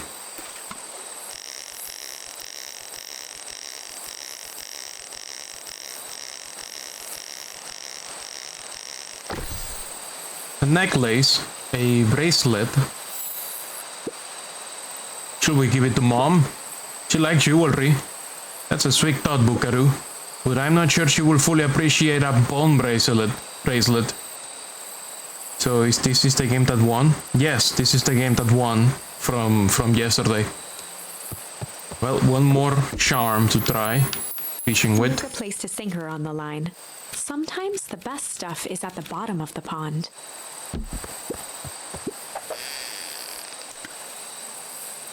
The other option was Machinarium from Baitness. Nobody submitted a Mogus. Oh, a message in a bottle. Malice 80 proof whiskey. A hard liquor for a hard man.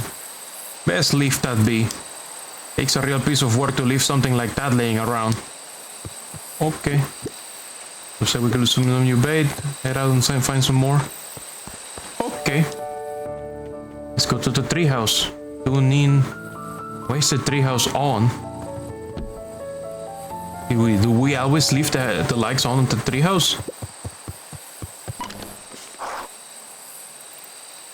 You will submit a Mogus, but you don't have enough points. Give it a month or two, and you will have plenty of points.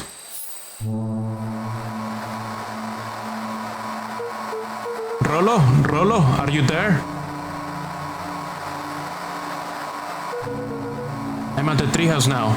Rolo. Mr. Cat said you were alright. Blah, blah, blah, blah, blah. Back to being fluffy moth.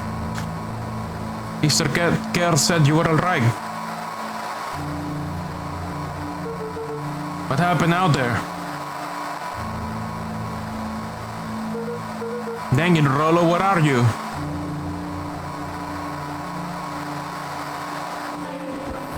Nani? Who's there? Luca could only see a cloaked shape behind the rocket. I've got weapons in here, so you'll better come out right now. He strained to hear as a muffled voice began. Weapons? How could you hurt something that's already dead? Fear gripped Luca's throat. Is that a chinchilla? Who are you? What, you don't recognize me? I guess I don't even recognize myself anymore. He stared at the ground for a moment, trying to place the dampened voice. The figure shifted slowly from behind the rocket, revealing itself to Luca. Oh, I'm a monster. And now they hunt me like the beast I am. Iggy. Luca reached over empathetically. Iggy's tone jolted to dejected anger. Don't touch me. This is all your fault. Luca slumped to the ground, overwhelmed by guilt. I'm so sorry. I didn't mean to. I lost control. So you couldn't control yourself for a second. And I get to be like this forever? There must be a way to fix this. Oh, you're gonna be my savior? Perfect little Luca saves the day. With his positive attitude and the power of friendship. None of this matters, there's no time. They're after me. They chased me all through deep whipwood. I only came in here to hide. Hide from who? Who's after you? Luca! Rolo? It's not safe, Luca! Rolo, where are you? The treehouse. I'm at the treehouse, Rolo. Where are you? No, Luca, the treehouse isn't safe. They said they were going to the treehouse. I was trying to tell you to stay away from the treehouse. Who said they were going to the treehouse? They're going to the treehouse. The clipboards. What did I tell you? Those perennial harvest wackadoos are after me. They have been chasing me, yelling questions at me. What sort of questions? They were saying the same stuff they always do. But it's different now. Less asking, more threatening. We're gonna figure this out, Iggy. Yeah, well, thanks. Hello? Is anyone present in this arboreal domicile? Oh shit. Crap, they found me. Luca, what's happening? Don't panic, you stay here and I'll see what they want.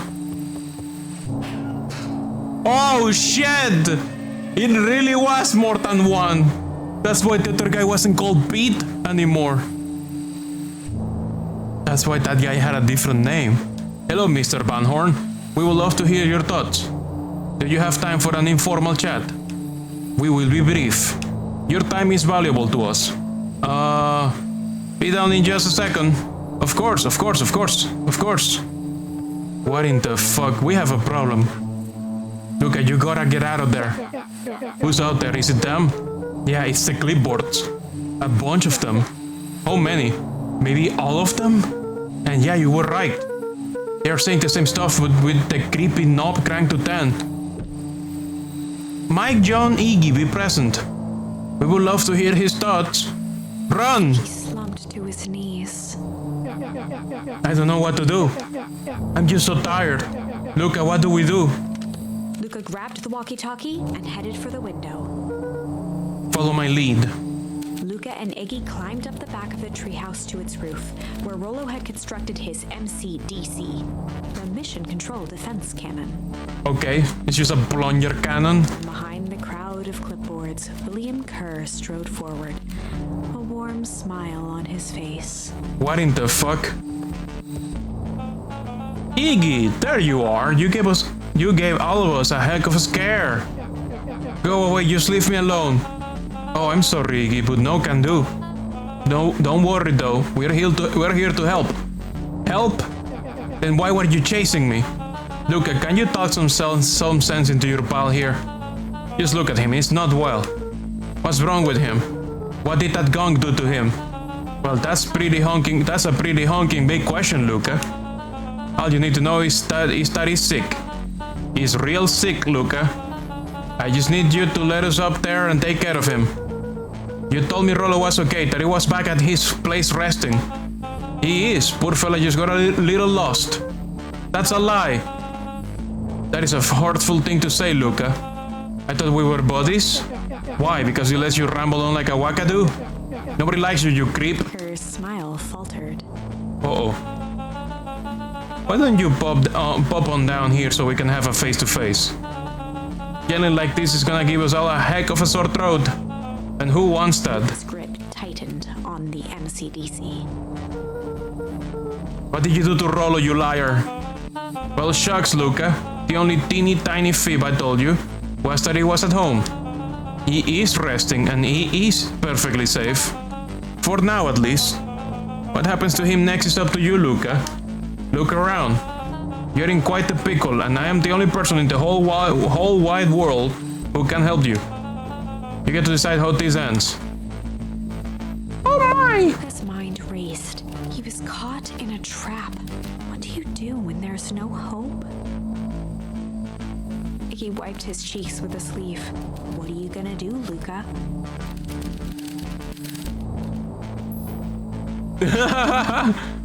Luca drew himself up and said to take the only option they had left, fight. And decided to take the only option they had left. With the one singular plunger gun. He swung the Mission Control Defense Cannon around, aiming it confidently at the smirking face of William Kerr. Hey, Mr. Kerr. Luca summoned his most insolent demeanor. Rollo sends his regards. Hey! That wasn't called for, more than a little rude. And just plain unsanitary. Look, I really did think we were good pals. What a shame that it's come to this. Turned his back on the two boys. End this. With a nonchalant wave of the hand, he made his exit. As the clipboards began to slowly advance on the treehouse, Luca looked to Iggy with resignation in his eyes. The end. It escalated quickly. Rip. Maybe to discretion was the better part of valor here. Let's put a pin in this for now. Okay, let's see, where can I make new choices? Warehouse of Horrors. Oh, I can do struggle now. When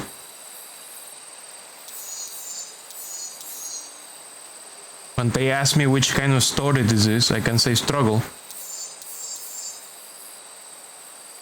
Or I can tickle someone during the bullying sequence.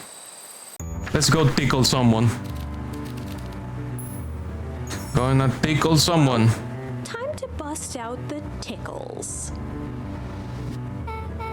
Hey Tish, wanna see something cool? Yep.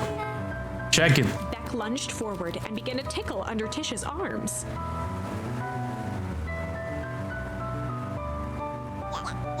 What the? Tish, is she tickling you? Yup.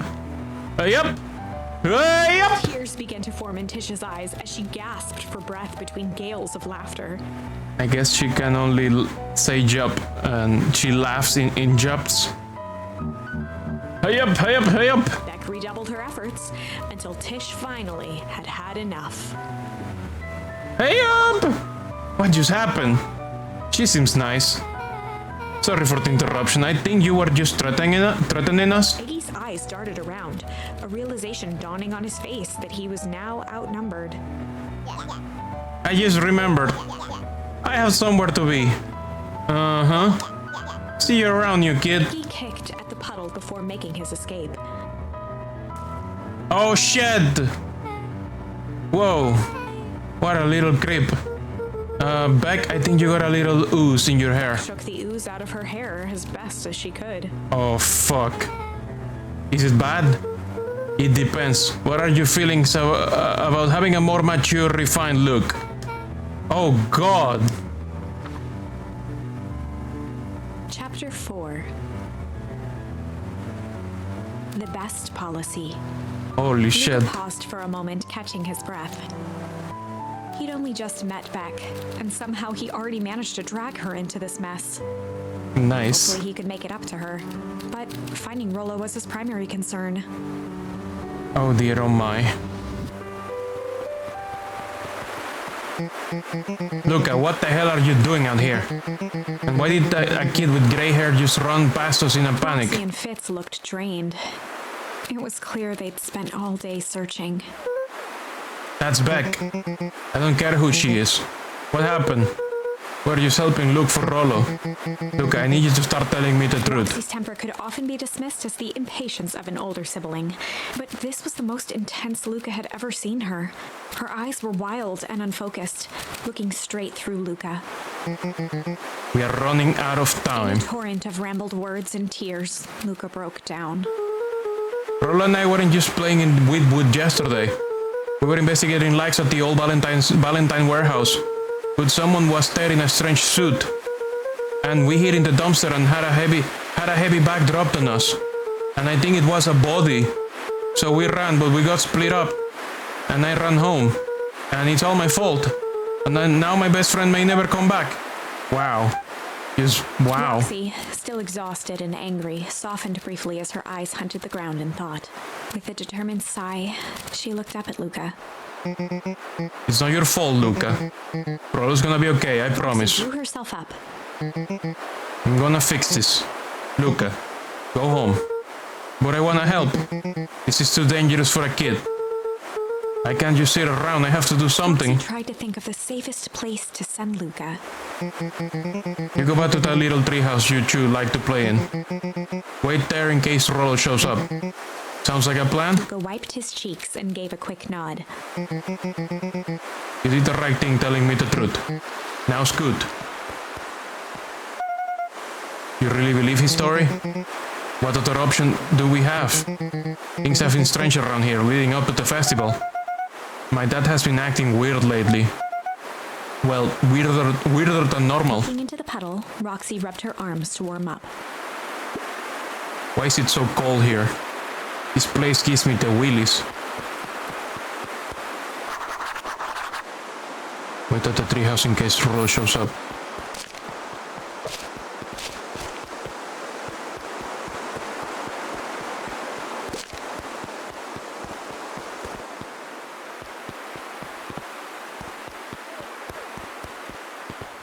Mr. Nuncreed jumped with a start. Whoa, don't sneak up on an old fella like that. Sorry. Who are you talking to? What? Luca motioned to the phone booth. Oh no. I was just checking because I thought I heard it ring. But the damn thing never does, of course. I'm gonna drink some water. Give me a moment. Yeah, I've never seen anyone use it, really. The whole thing's a waste of money, if you ask me. Any word from Rollo yet? Not yet. Long time for a boy to lose his way. Rollo knows these woods too well to get lost. I suppose you're right. Silly boy's antics have this whole town worried sick. Antics? We all know Rollo likes to play his little pranks. You think this is a prank? What other possible explanation could there be? He's not playing a prank and he didn't get lost. Someone took him, I know it. How would you know that? Unless... Luca, is there something else that you know? Thanks for the pets. Mr. Nuncreed gently placed one of his substantial hands on Luca's shoulder. Dang it, boy, if there is something you know, something that could help your friend, you need to tell folks. Luca peered up at Mr. Nuncreed. Kind eyes warmed a stern face. There was a deeper emotion hiding beneath it all. It was subtle, but Luca could sense something eating away at him. Uh-oh. There was a shame lurking behind his eyes. There was a shame lurking behind those eyes. A deep sadness. If Mr. Nuncreed was that worried about Rollo, maybe he could help.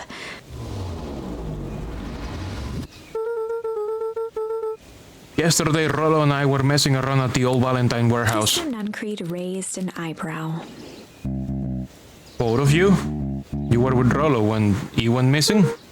Not exactly, I was hiding in the dumpster. The dumpster? What were you doing in there? At first we were just looking around. Then someone in a strange yellow suit came and dumped something on us. We both got scared and ran. That was the last I saw of him. You got scared by some garbage? Well, that's why you don't go skulking in someone's dumpster. But it wasn't garbage. I think it was a body. I'm sure it was some trash, just some trash. No, there was a name tag. It said Deep Engineering. Mr. Nuncreed's shoulders slumped. I wish you wouldn't have said that. A deep sigh bellowed from his chest.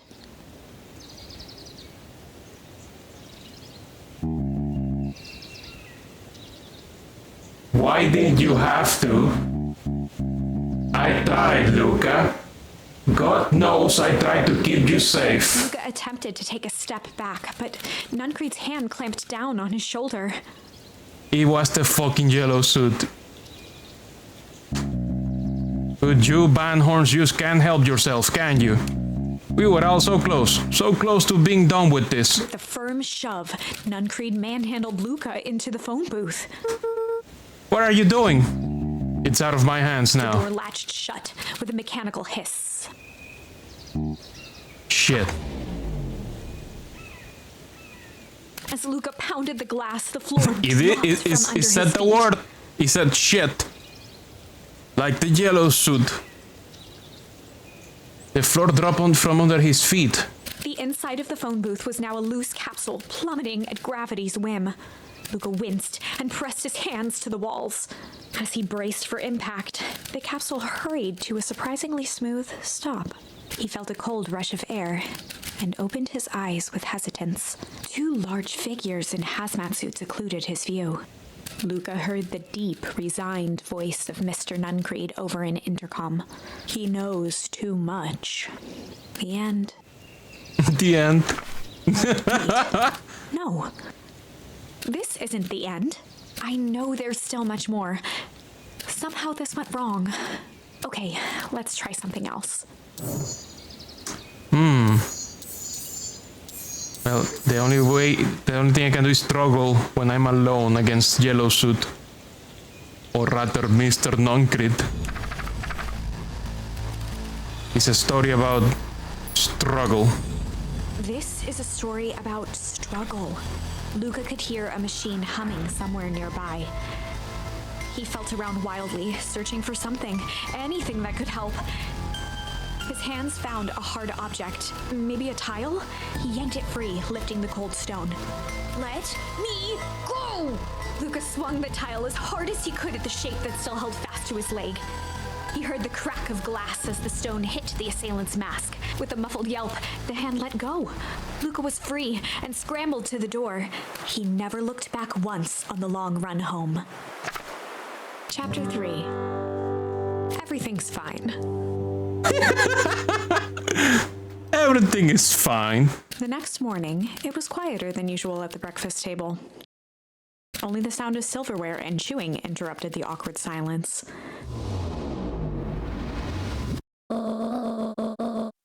I finished yarring a mess of jam last night.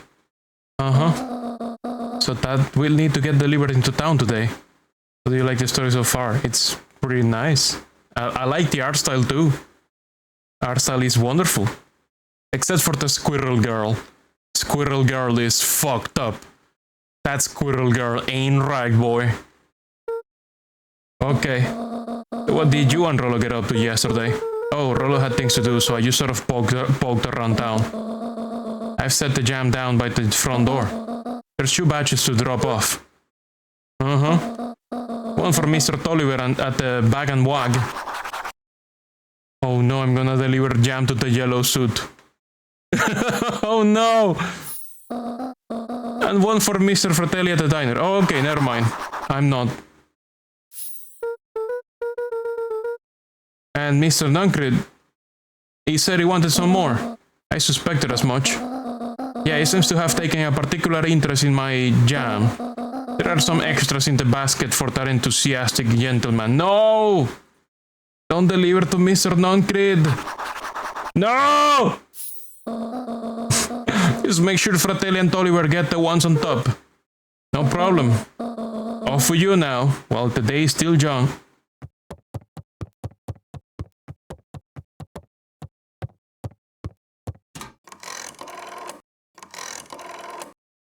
Oh dear, just getting a phone call. No, she's making the phone call. Hello, it's Juniper Harford. Before you hang up, just hear me out. I have a business proposition. The simple matter is we both have the same problem that needs solving. Very well, we can meet tonight.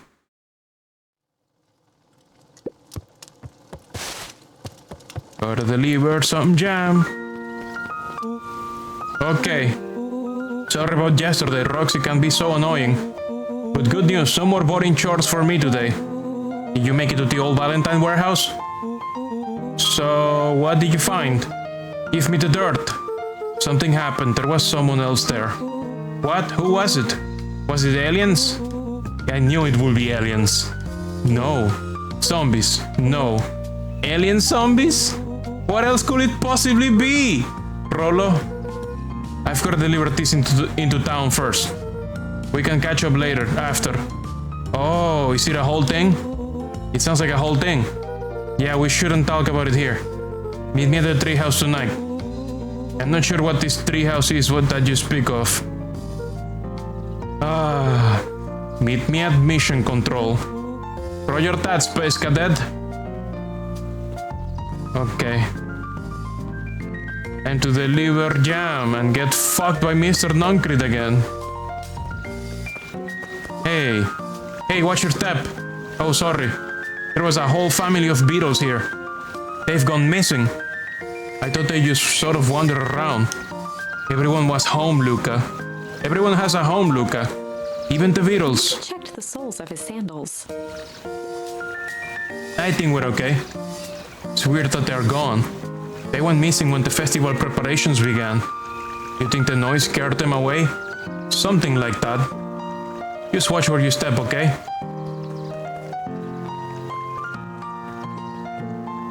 You can tell those jerks. It doesn't matter how many boxes they pile up. I ain't moving.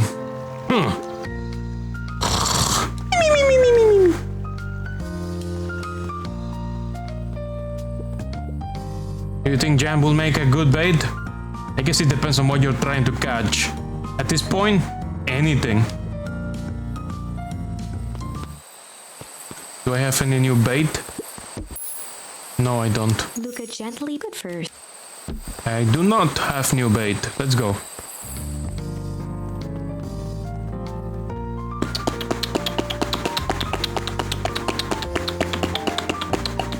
There's no clipboard today.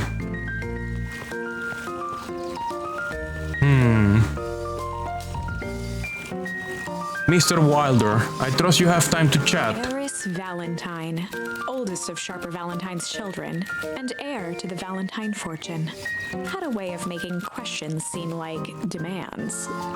Certainly. What seems to be the problem? Mr. Wilder had learned to assume that if he was hearing from Eris, it was because she had taken issue with something he had put in the paper. I couldn't help but notice that the front page of this morning's paper was consumed with stories about this silly festival. Well, yes, this is the news of the day. But there was no mention of the museum, nor the foundation through which it was endowed. I'm sorry, Miss Valentine. My readers are more so interested in this town's future, rather than any one family in particular. There was a time, Mr. Wilder, when the goings-on of my family was the only thing this town cared about. Well, things change, ma'am. And you know, change is that dangerous. If you finish that thought, I will make that monocle a permanent fixture of your anatomy. My apologies. Good day, Miss Valentine. Do I give you the impression this conversation was finished? Mr. Wilder averted his gaze and began to polish his monocle. Well, good day, Mr. Wilder. Whew.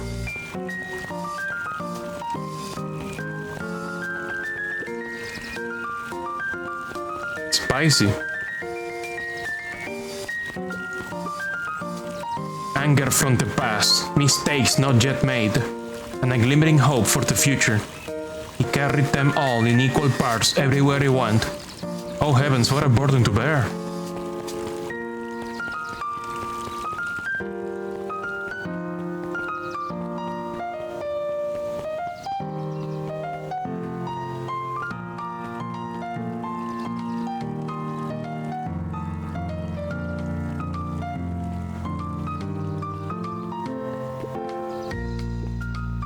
Huddled at his counter, Hiram Tolliver was meticulously shining apples. More accurately, Hiram Tolliver was meticulously shining one apple. Hello? With a yelp, Mr. Tolliver fumbled the apple, flailing at the air as it fell. Oh, sorry. No bother, no bother. He leaned forward and lowered his voice.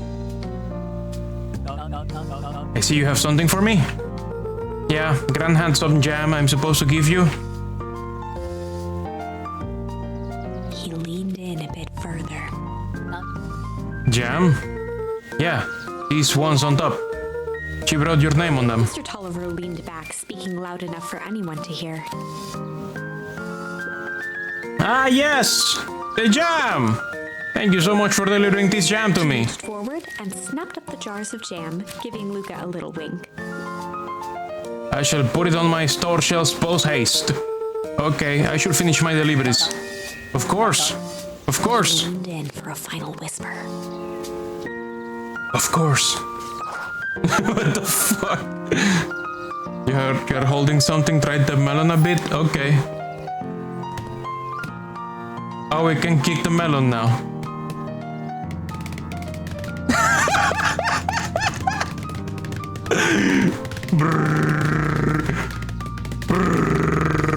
I got an achievement called Melon Kicker. Holy shit, what is that deer doing to that melon? What are they doing to that melon?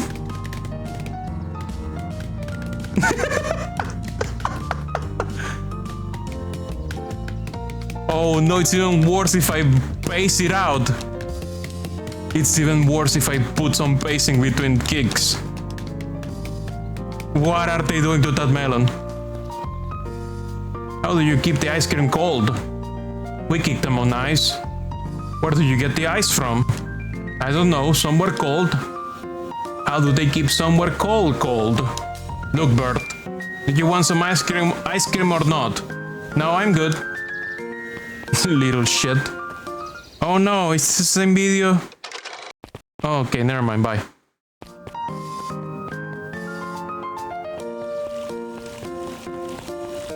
Okay, next delivery. To Last Chance Diner. Hey, Don. Woo! Hey, Luca, what's up? They got you on Jam delivery, eh? Yep. Have you seen the new kid around yet? New kid?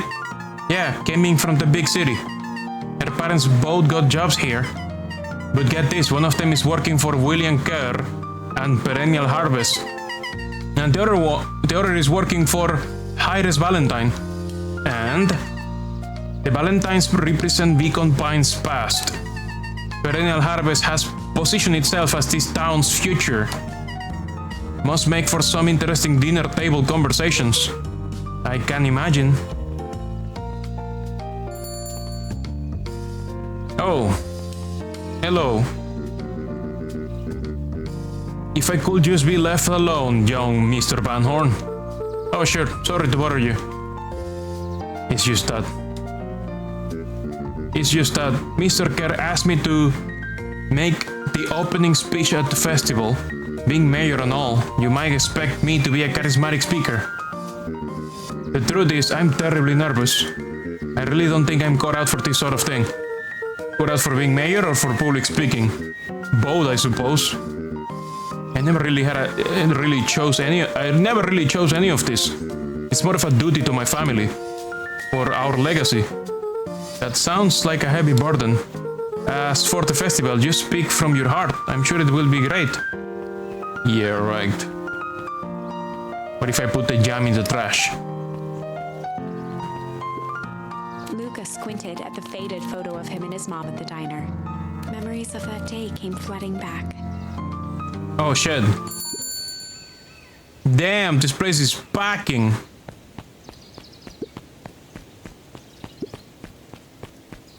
Place is super packed.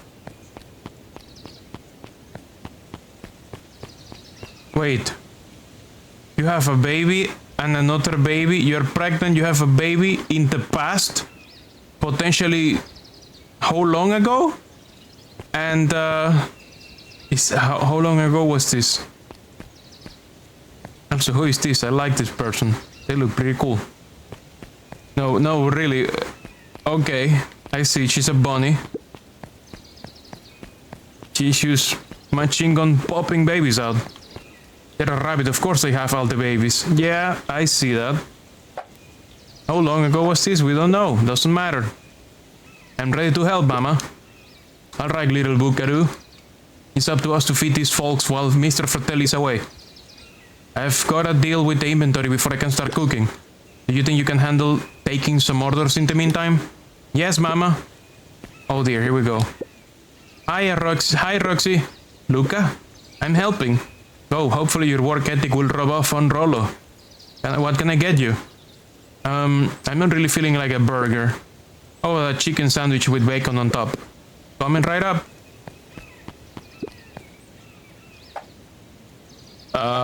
Wait. She said chicken sandwich. So I guess chicken tenders with bacon. Indulgent. The charms are ingredients. Why?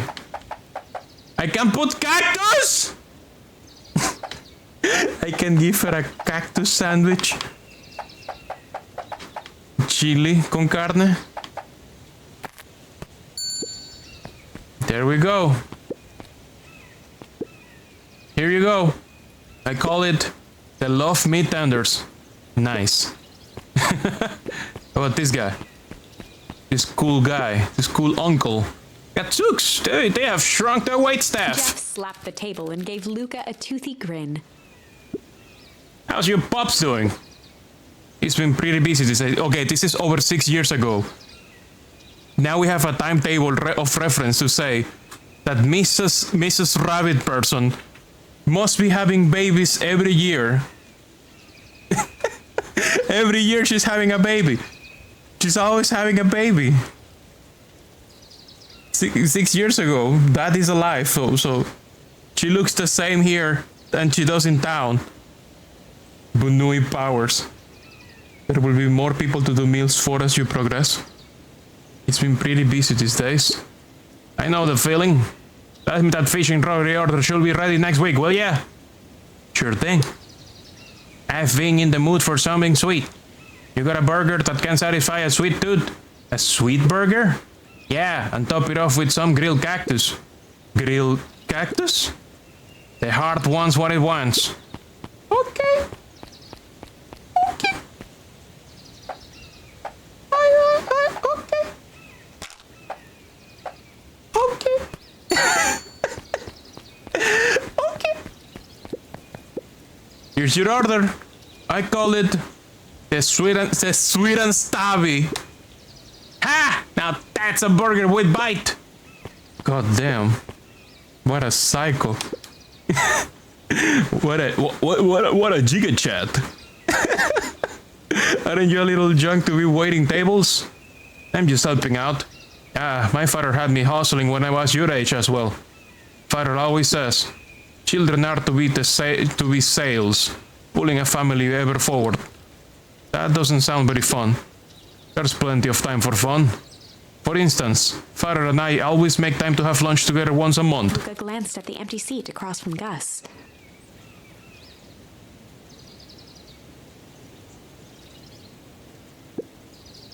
Should I come back? Oh no, it turns out Father was too busy to have lunch today. I'll just go ahead and eat alone. Oh. The silver lining is, without him around, I can have my usual. A nice stack of cold cuts topped with a pile of sloppy chili.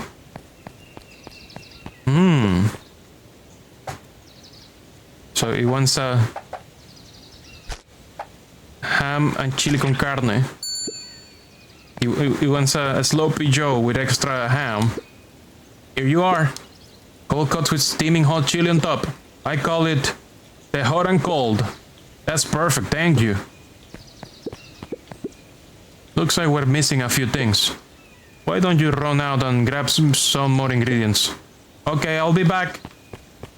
So this is like the fishing memory. I gotta get more charms and come back. Well, if it isn't my favorite little jam runner. Hey, Miss Fratelli. Look at you. She leaned forward and pinched Luca's cheek. You're all skin and bones. Is your gran not feeding you? She is. It's just... I understand. You know, I taught your mama how to cook back in the day. You may not even remember, but you and her used to help out in the diner. See that picture over there? That's you helping your mama back in the day. So cute running around in your little apron taking orders. The whole situation just breaks my heart. What happened with Eleanor? Oops. I've got a feeling she's out there somewhere, yearning to be with you again. Few things in this world can keep a mother from her son. Shifted the basket uncomfortably. Oh yes, let's see here. Mrs. Fratelli lifted the cloth and inspected the jam. And they even have my name on them. How thoughtful. Carefully lifted out her jars of jam. You tell your gran hello for me, Luca. Will do. Oh boy. Oh boy, here we go. Final destination. I don't want to make that delivery. I don't want to make that delivery. Oh boy. There is little crib. I'm gonna go to the library first.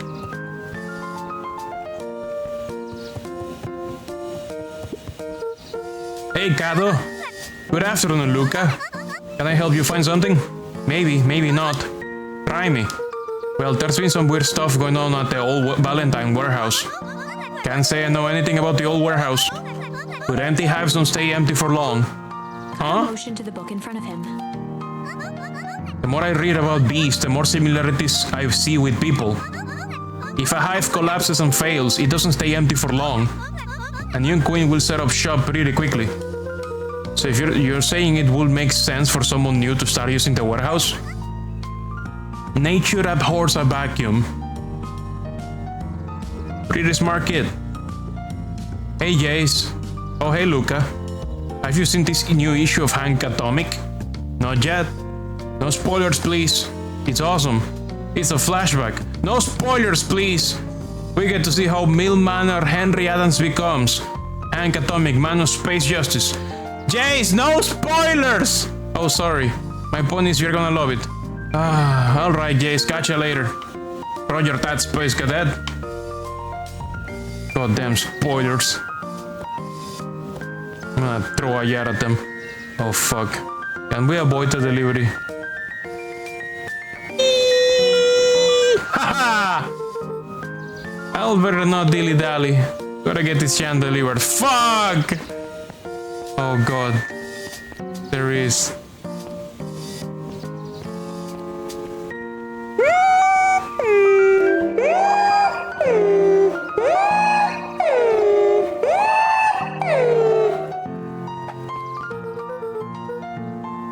Got some jam for you, Mr. Non-Creed.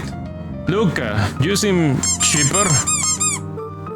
Well, aside from being on delivery duty, it's a nice day. Mr. Nuncreed eyed Luca for a moment, then nodded in agreement. I suppose it is. So, do you want your jam? Oh, right. Usually Johnny drops those off herself. I guess she's busy today. Anyway, this is my last delivery for today. Oh, in that case. Nuncreed snatched the basket from Luca. I'll hold on to the basket until next time I see your gran. Okay. Everything fine. Everything good. Oh, there's the new kid. Hey you. Anchovies or pineapple? What? I don't think. Just answer. Pineapple. Why? How old are you? 12. Perfect, follow me. Who are you? Anyone ever tell you ask too many questions? Just try to keep up, okay? Damn. I just got hit by... just got hit by a smooth criminal. What just happened? Welp. Pum pum pum pum pum pum pum pum pum. Oh! Oh, that's her kid. Hey, what a crazy coincidence. Here's my new friend I was just telling you about. Oh, that's wonderful. Yep, we just hit it off. Oh, really? Get this, his favorite pizza topping in the whole world is pineapple. Oh, and what is your new little friend's name? Locked eyes with Luca. The look on her face was equal parts expectant and desperate. Luca Banhorn, nice to meet you. I'm Nelly and this is Ilona. We're Beck's parents. Beck gave Luca a quick nudge. Oh yeah, Beck told me all about you. Already feels like we have known each other for years. So you both can stop obsessing about me making friends. Oh darling, we never doubted you. It's just that for children with fewer than 5 close friends, the probability of a stunted development doubles. Well, 1 down, 4 to go, I guess. What Nelly means is that we just want this move to be as easy on you as possible. You can relax. A friend has been friended. This calls for a celebration. Luca, you must join us for dinner tonight. Dinner?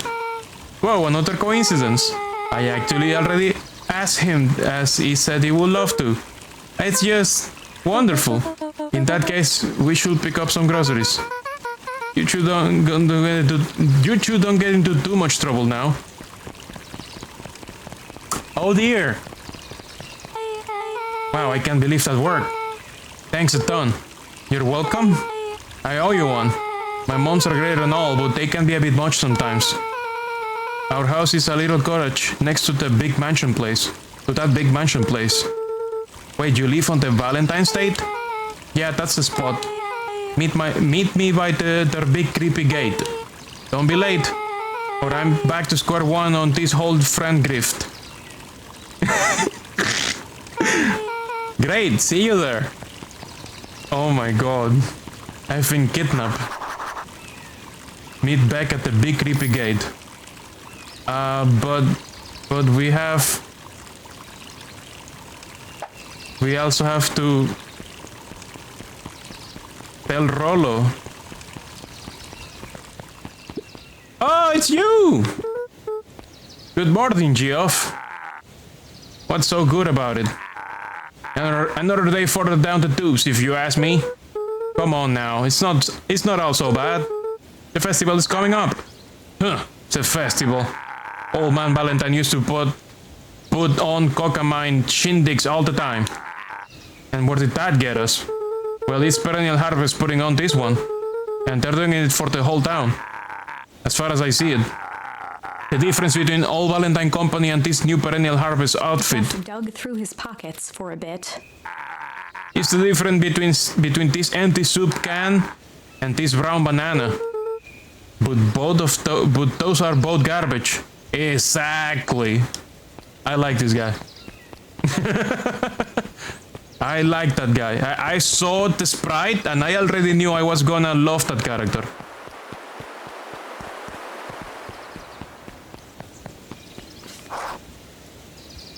Meet back at the big creepy gate. So who all lives in that house? Iris and Gus Valentine grew up there. And Solomon moved in a few years back. That creepy little kid in the vest? That sounds like the one. So just 3 people live in that huge thing? I bet a bunch of shady stuff happens all the time in a place like that. Not really. The Valentines pretty much keep to themselves. So it's empty and boring. Pretty much. What a waste. My mom says that it used to be way busier back before Sharper died. Before the fowl harvest. Okay, that's like the 5th time someone mentions this fowl harvest thing. And you all use the same ominous tone. Eventually you're going to explain to me how that harvest got all fouled up. And we can't keep my parents waiting anymore. This way.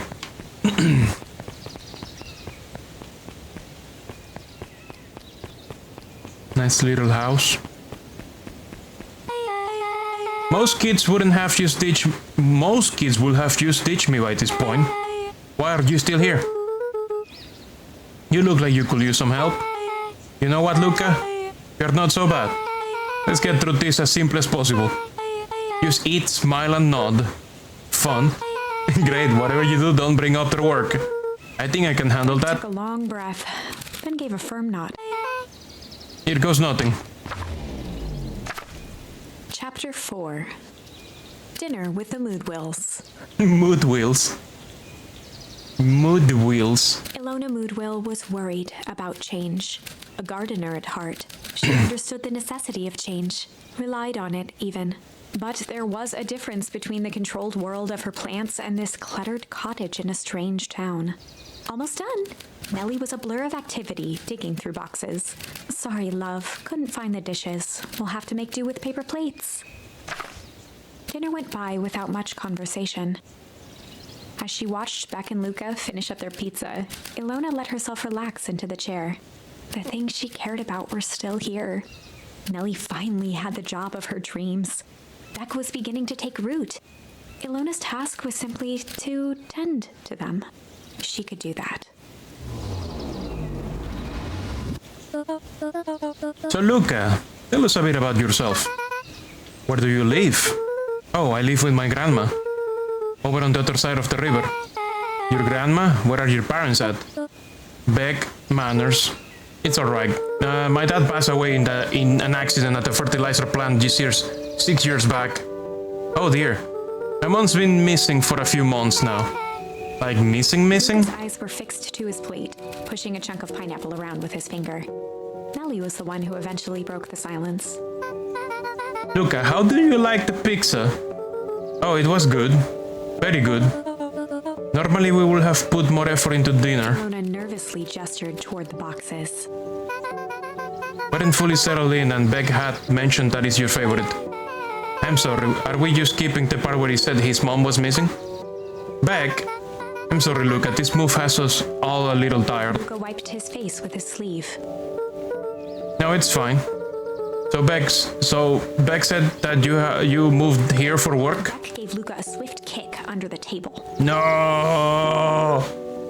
Ow! I mean, what brought you to Beacon Pines? Oh, You were right the first time. We're here for work. Nelly won't tell you this, but she's a brilliant chemist. I don't know what brilliant, but I do love it. She's brilliant. Perennial Harvest just made her their newest lead research of deep engineering. She makes it sound more impressive than it is. I'm just happy that I get to make a difference in the world. Perennial Harvest is the forefront of evolving agriculture. Is at the forefront of evolving agriculture.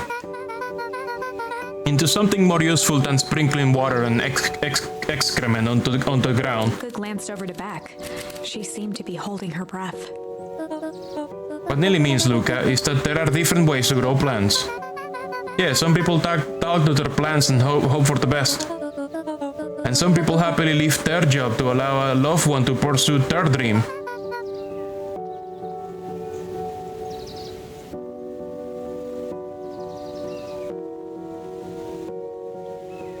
You swore you didn't. Beck slammed her fist into the table, perhaps harder than she intended. Hey, Luca, how about some dessert? I actually have to meet my friend Rollo soon. He glanced outside to gauge the time. The sky was darker than he expected, filled with ominous clouds. Looks like there's a storm brewing. I should get going. Oh, I didn't think there was any rain in the almanac. Yeah, almanacs aren't that useful around here. Luca wiped his mouth one last time with his napkin and started to get up. Thank you all for the pizza. It really was good. See you at the festival, Beck. Unlucky penny. Wait up. I'll walk you home. Surprised, Luca turned around. He knew Rollo could be prickly around new people. But Beck seemed cool. Rollo would warm up to her eventually. Probably. Luca began to respond, but the sky answered for him as the clouds above began to rumble. Luca began to respond, but the sky answered for him as the clouds above began to rumble with ominous thunder.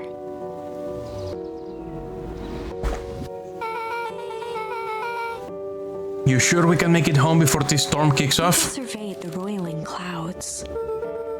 I will say the odds are good. Maybe you should stay here and I'll just make a break for it. At that moment, the heavens opened up, unleashing torrential rain. Oh dear. You have to recalculate those odds. Hurry inside, you two, before you catch cold.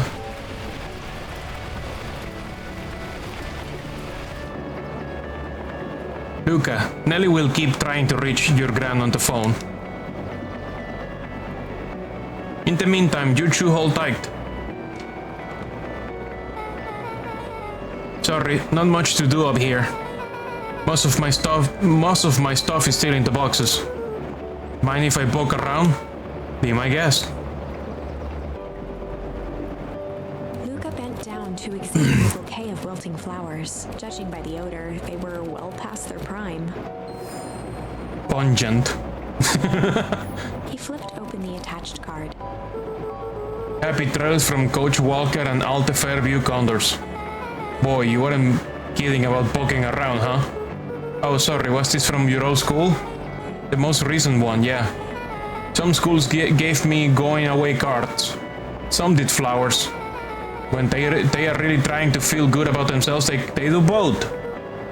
So you have moved a lot. Yeah, that's the thing with having a brilliant parent. There's always a better job somewhere else. These flowers will last longer if you put them in some water. That's the sort of thing I will do if I cared. Well, you care enough to keep them, is all. Oh wow. Rollo and I have a radio just like this at the treehouse. Probably not exactly like this one. My mom and I tore the thing down to the bolts. Fitted it with some state-of-the-art vacuum tubes. She seems pretty awesome. She gets carried away sometimes. I think she feels guilty for working too much. So when she does have time for me, she showers me with high-tech overcompensation. Luca flicked at one of the toggles. levels. I bet you can get all sorts of stations on this. Not out here in the boonies. You wouldn't believe the stuff I could pick up back in the city. But around here it's all farm reports and static. Ah, shucks. Luca squinted into the eye hole of the microscope. This looks wild. What is it? Gum. Gum? Adjusted the slide with his fingers to get a better look. I'm tracking the structural integrity of gum with increasing amounts of chewing. Chewed that one for 47 days. Wiped his hand off on his sweater and gave a nervous laugh. It's weird, I know. Looked down, timidly tapping the ladder with her feet. You think it's weird, don't you? A little. But weird can be cool. Luca, can I ask you something? Of course. Dang, didn't that hurt? I'll be honest. That hurt more than I expected. Well, at least you look cool doing it. Beck took a moment to watch the rivulets of water running down the window. Do you ever feel alone? Like, even when people are around? Well, Rollo can be pretty absent-minded sometimes. I'm serious. Does it ever feel like your family doesn't care what you want? It didn't used to feel that way. I know Gran loves me, but sometimes when she looks at me, it's like she's looking at a problem. Took a deep breath, exhaling slowly. I know the feeling. How do you deal with that? I guess I haven't yet. But one thing my dad told me when I was little: don't hold a grudge, especially against yourself. If you try to hold it all in, you're gonna pop. So then what do you do when you don't know what to do? That never got to that part. Something I figured out on my own though. You gotta do something, anything. Here. What are you doing? I don't know, something. We're gonna register our complaints with the storm. Listen here, you miserable universe. Stop jerking me around. I just want things to go back the way they were. Everyone tells me it's gonna be alright. That things are gonna change. Let out a feral scream that echoed into the night. Every time something changes, everything gets worse. Screw this town. Whoa. Let me try. Movie sucks. I hate it. I hate it. I hate that I hate it. Why can't I just deal with it and be happy for my mom? Why can't we just stay somewhere? Blah!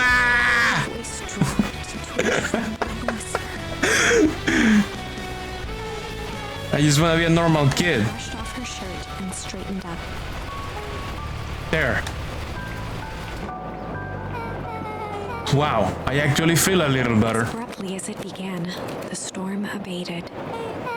Thanks, I needed that. Me too. I should head out before the rain starts up again. Sure, I'll walk you out. See you and Rollo at the festival? Sounds good. Luca, don't let the universe jerk you around. Beck gave Luca a light thump on the arm before heading in. Chapter 5. Friendly Feud. The air was heavy with a hard rain's residue, the smell of wet things. Despite his dreary surroundings, Luca felt at peace. He'd never shared those details about his dad with anyone, not even Rollo. But it's not like this changed anything. Rollo was still his best friend. Adding Beck to the group would help balance things out. Everything's better in threes. Oh no. This is what Luca told himself as he headed to the treehouse.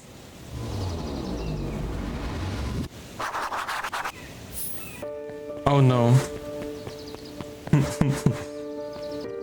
Oh. Miss Journalist, how are you doing? Hey Don, tracking down a lead? You bet. I heard a juicy new rumor. Turns out when Sharper Valentine died, he left behind a peculiar last will and testament. Peculiar how? He didn't just give his kids an inheritance, there were conditions. Like what? The document stipulated that Iris had to take on a child as her ward. A kid our age, who just showed up to town one night with a lawyer. Solomon? Bingo. So Iris was forced to take care of him. Yup, or she will have lost everything. Why would Sharper care so much about some random kid? Rumor has it old Sharper sowed some wild oats. That explains the way Hyros treats him. Poor Solomon. How did you find all this out? A good reporter never reveals her source, Luca. I mean, you kinda have to when you post the journal. You have to put your sources. Unless they're anonymous, but you know, you need to put your sources. I better not dilly-dally. Better get to the treehouse.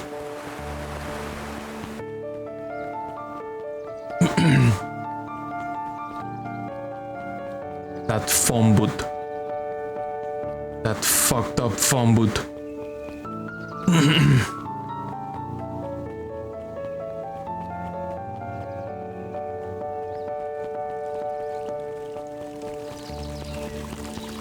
You're still here?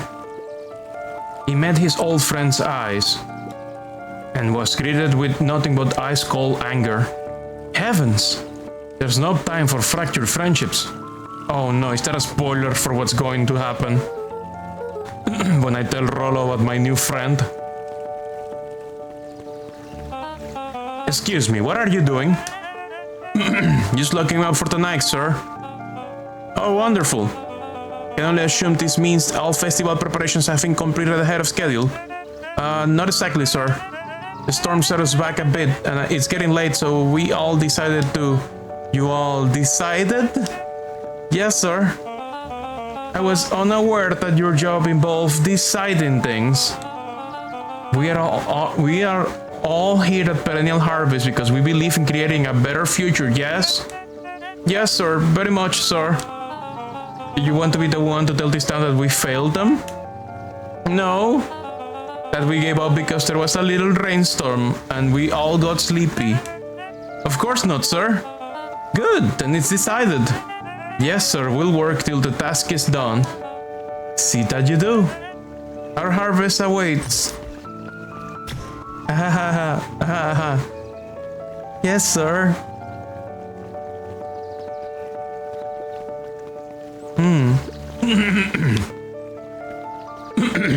Do I have new bait?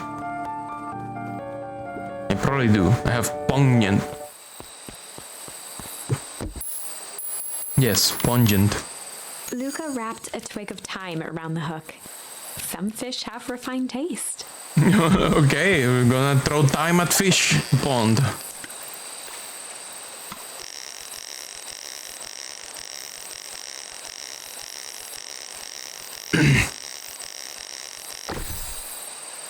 A stopwatch.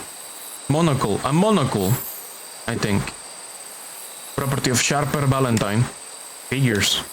If he had his way, property of Sharper Valentine will be written on everything in this town. Should we give it back to him? He may not even want it back. The man's got a contentious relationship with me. We'll keep it here in case he ever wants to pick it up. Okay. Bye.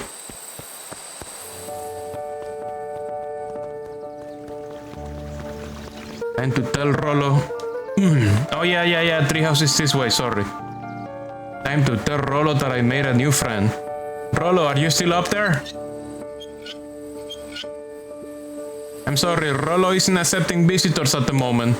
Come back never. Luca had only ever heard him speak in this stiff yet gentle tone a few times, and it always meant one thing. You're upset. What makes you say that? Maybe because my best friend abandoned me for no reason? I didn't abandon you. I'm just a little late. Luca scoffed. The rain held me up. Liar!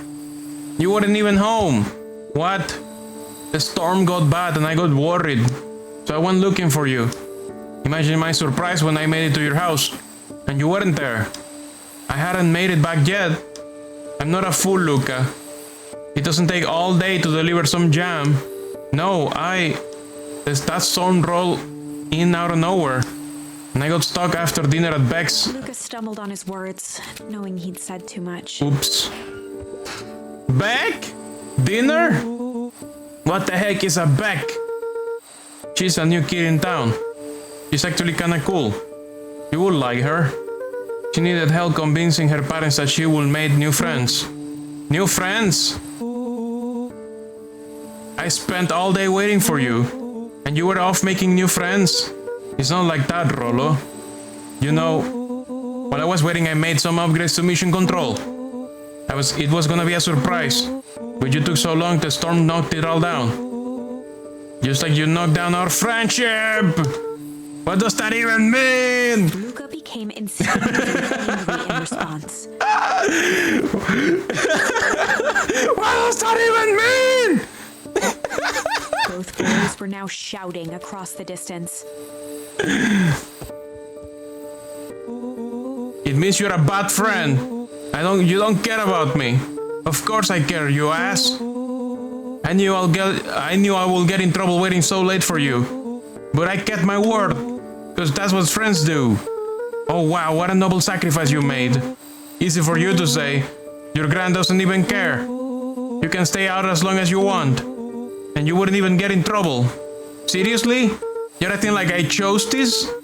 If that's what you think, then maybe you are the bad friend. His tone changed to a calm, yet more intense anger. Maybe Pa is right. Storm brings more than water. This one brought out the real Luca. Stop quoting your past nonsense like it means anything. Yeah, well, at least my pa's still around. Words hung in the cold night air. God damn. Lolo's stomach dropped, knowing he'd crossed a line. But it was too late. Them's fighting words. Luca, Good night, Rolo. Dang it. that was a good day. That's a good conversation. Luca dug through his old stuff, not even sure what he was looking for.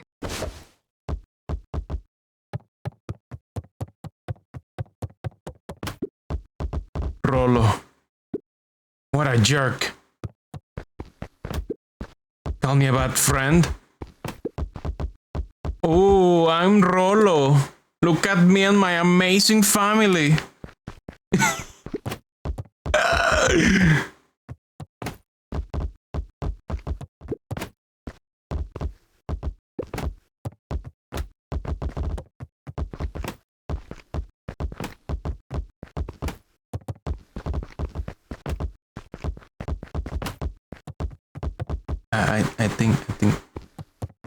I think it's fine. If Rolo thinks I'm still going to the festival with him, he can shove it. Guess it's time to go to sleep.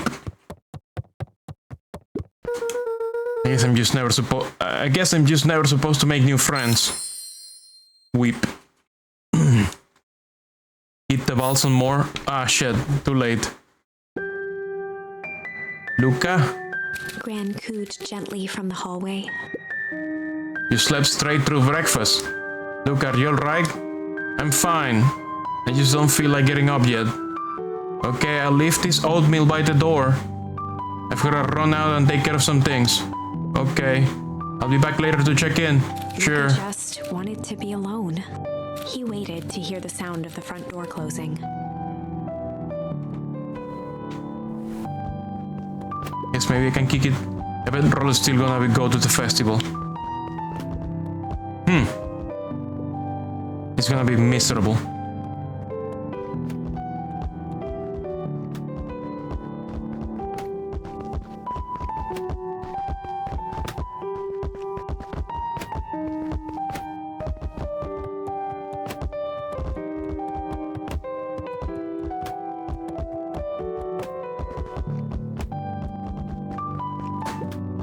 I'm hitting the ball. Nothing's happening.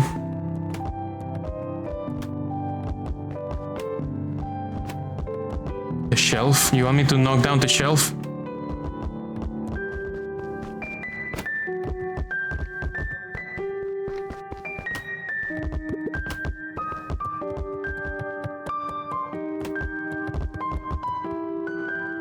it's not now.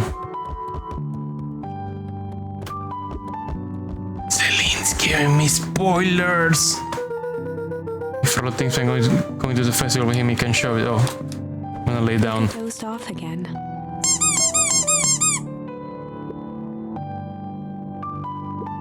Luca, I see you didn't eat your oatmeal. Wasn't hungry. Well, just in case you get hungry, I'll leave a sandwich here too. Thanks. Rolo came by. What did he say? He wanted to talk to you. What did you say? I told him you weren't feeling well. Good. So your plan is just to sit in your room all day? Pretty much. Well, I need to pop away again for a minute.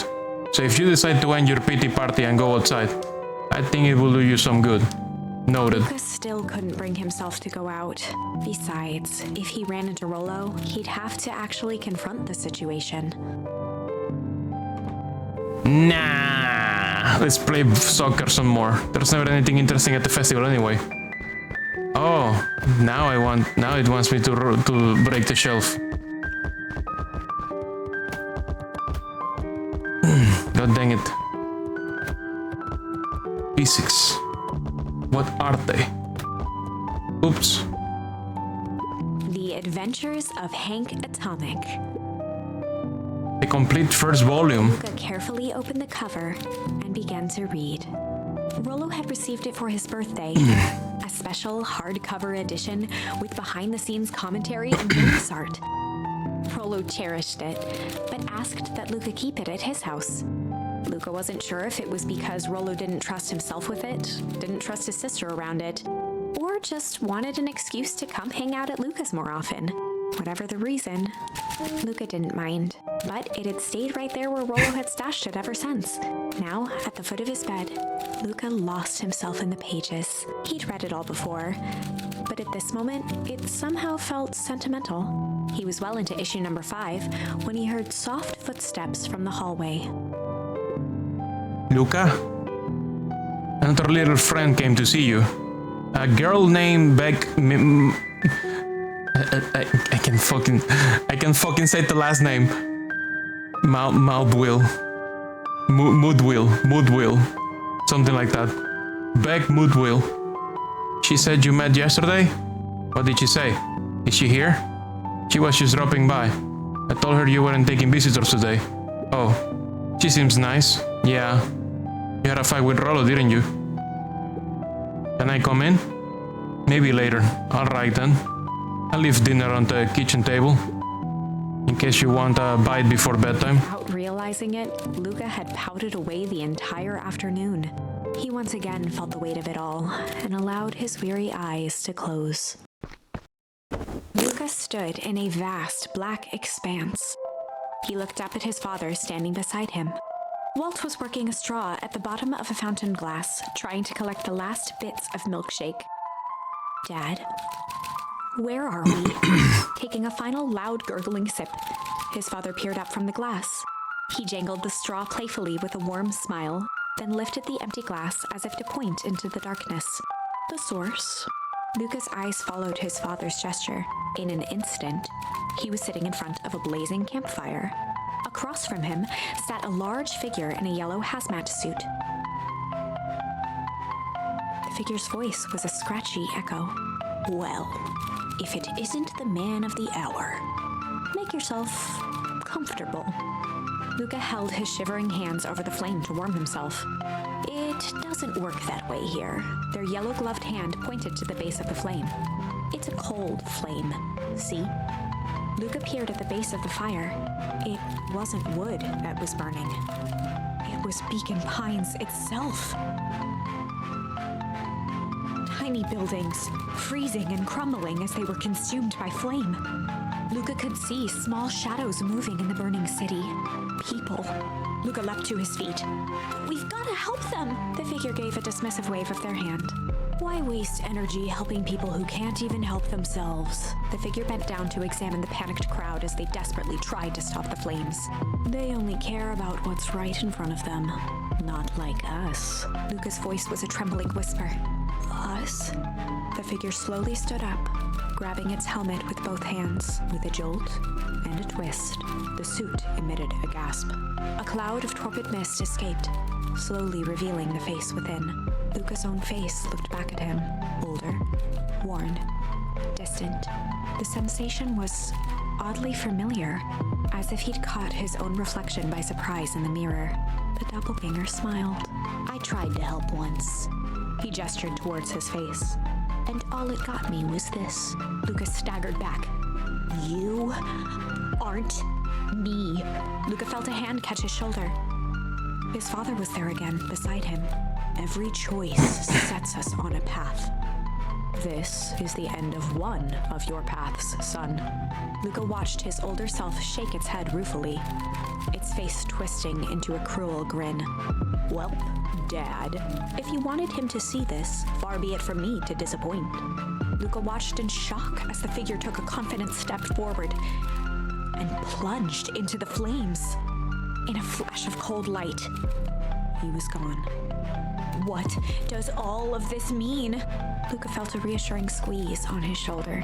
Just remember, why we choose matters just as much as what we choose. Luca woke up to see a hazy figure at the foot of his bed, silhouetted in the morning sun. Mom? Nice dreams once again, yes. Mom? No, dear. It's only Gran. Luca rubbed his eyes. The kind, concerned face of his Gran came into focus. How are you feeling? Fine. Anything you want to talk about? I don't feel like talking. That's just as well. How about you sit here and listen a bit? Whatever you and Rollo fought about doesn't matter. Buddy. Gran silenced Luca with a gentle pat on the leg. Fights between friends happen. But what's said doesn't matter. The important thing is that it's not the last thing you ever say to each other. Buddy said stuff about that. Well, do you think he meant it? No. He was just mad. Uh-huh. And did you mean any of the things you said to him? No. Good. One must appreciate friends in their best moments and accept them in their worst. Now get your little butt out of bed. The festival's today. You don't want to miss that, do you? I guess not. Seems like a good opportunity to make amends with Rollo, doesn't it? Luca gave a reluctant nod. So buy him a corn dog and apologize. But he's the one that... What did I just say? Buy him a corn dog. That's a good boy. Everything's better with corn dogs. I need to get going now. Got some last minute festival business to take care of. I'll come find you at the fountain a little after lunch. Alright. I love you, Luca. I love you too. Luca took a deep breath. Okay. Chapter 6. Through thick and thin. Despite Luca's bitterness, Gran was right. He needed to hash things out with Rollo. A big fight changes the nature of a friendship. Whether, in the end, it is for the better or for the worse, all comes down to understanding. If one is not careful, the same familiarity that builds the strongest of bonds can become the wrecking ball that shatters them. Luca emerged from seclusion, taking in the crisp festival air. But the events of the day weren't on his mind. He had to find Rollo.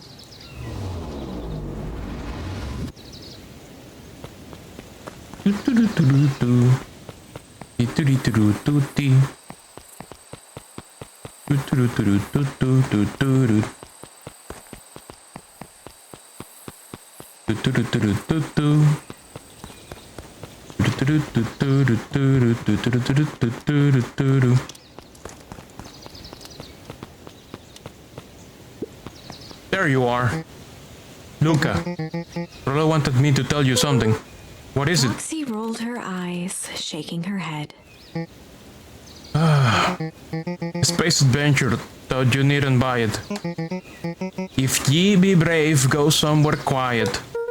Roxy, I don't... It's a riddle, Luca. My goofy little brother wants you to find him. Luca looked down and kicked at the dirt. Look, I know you two had a fight. The only thing more annoying than my little brother is my little brother without his best friend. So I'm doing him this one favor. Now I need one favor from you. Whatever it is that went down between you two, squash it.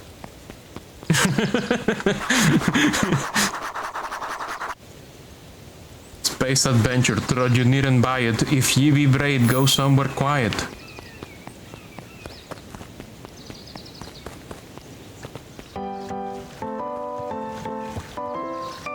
Unique New York. Unique New York. Huh? Oh, don't mind me. Just warming up for my big ceremony speech. Pointed to his grinning mouth. Gotta limber up the old gap bugs. You nervous? Oh, heavens no. Well, break a leg. Give me the gift of what? The what? The what did he say? Give me the gift of what?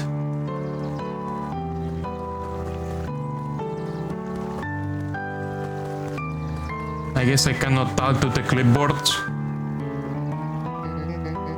I don't know who Perennial Harvest thinks they are impressing with this ridiculous festival. Totally. The town's still falling apart. The water's still cruddy. And this season's harvest looks like it's gonna be worse than last year's. You said it. No amount of corporate pandering is gonna change any of that. Exactly. But the lemonade at the drink stand over there does look pretty tasty. Fits. I'm still gonna be mad at them. I'll just rather be mad while sipping some delicious lemonade, is all. Welcome to our festival. Don't forget to come back later for Mr. Kerr's speech and the Perennial Harvest Festival sign reveal. You don't want to miss it. I wonder if it's been tampered with. How goes the beetle hunt? Pretty rotten. I haven't seen so much as an exuviae. And it's not just the beetles. This morning I couldn't find any critters at all. It's like everything that buses or skitters just packed out and left. I'm sure they're out there somewhere. Maybe all the commotion of the festival just spooked them. Yeah, maybe that's it. I'm guessing somewhere quiet is the treehouse. Did you hear? After Mr. Kerr gives his big speech, they're gonna have the first annual biggest catch competition. As long as a boot qualifies as a catch, I'm shoo-in. I'm a shoo-in. Good luck. Do I have any new bait? Nope. I don't. Luca read some.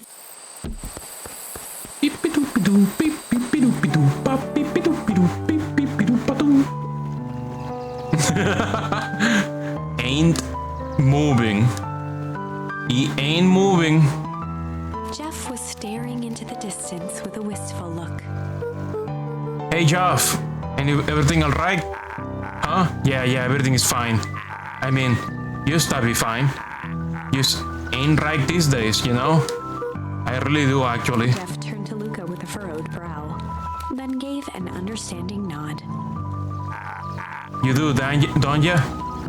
For a moment, the two now shared that same wistful gaze.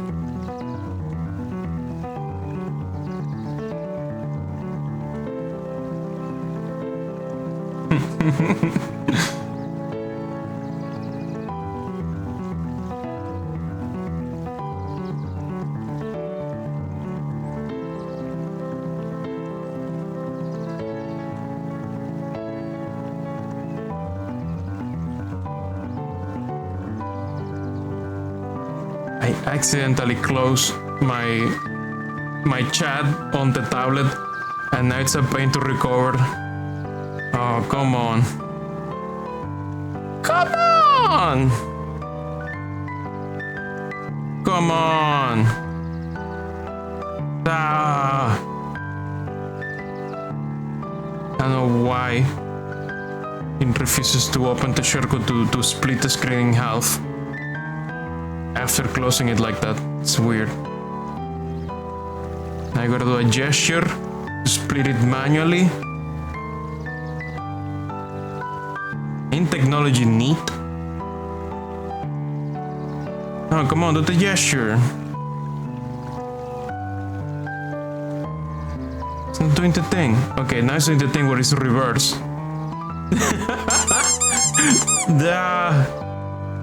Now I have my chat on the left and the controls on the right. Oops. Oh well, what can we do?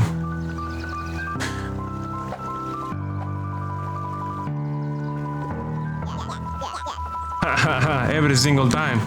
Yep. Oh shit. Wait for it. Unexplained sound once again noted. Oh my god. Like clockwork. What a bunch of drones. You know, you may be onto something on the drone department. Or at least in the clone department. So is the treehouse somewhere quiet? Okay, the treehouse is not somewhere quiet. I'm assuming somewhere quiet is the Weeping Woods.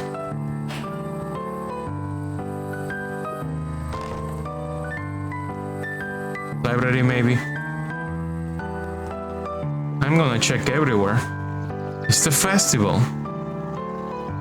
Things are different. Except for the fact that these guys are everywhere. The most welcoming of welcomes. Would you like to share your thoughts? We always strive to improve. Nope. This is the first time I've seen these many smiling faces since the fall harvest. I have had my doubts about perennial harvest, but I must admit they do put on a nice party. Wow, the book person doesn't wanna talk. Piper, you're actually taking a break from studying. I wanted to see what all the festival fuss is about, but I can't help but notice you still brought your backpack full of books. Look, backpacks can carry a lot more than books. True, true. So what you got in there? Books. Fair. I was able to return the perennial harvest safety suit you borrowed. Oh. I don't think anyone noticed. Good. Now will you tell me what you needed it for? It was a favor for an enemy of my enemy. This isn't going to harm Mr. Kerr, is it? All you need to know is that it's for the good of the family. Oh boy. Oh boy. What you got to say about that? I've got a question for you. What do you think this whole festival is for? The way I figure, Perennial Harvest is trying to win over the town. Like a bribe, but with balloons. Cynical, I like where your head's at. That's why I assume at first too, until I eavesdrop on a couple of gossipy clipboards. What if I told you that this whole thing is really a special shindig for a super secret guest of honor? A special guest? Who? I haven't dug that deep yet, but whoever it is, PH thinks they're a big deal.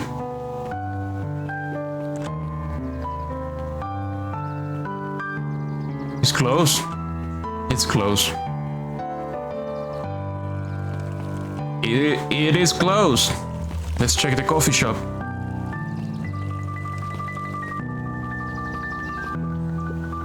Hi, Luca. How's Griffin doing? What? Oh, nothing. Became flesh. Just pretend I didn't say anything. Griffin doing.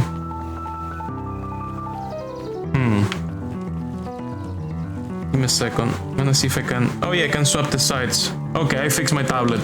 Tablet is back to normal. Just noticed there was that line burger menu in the middle.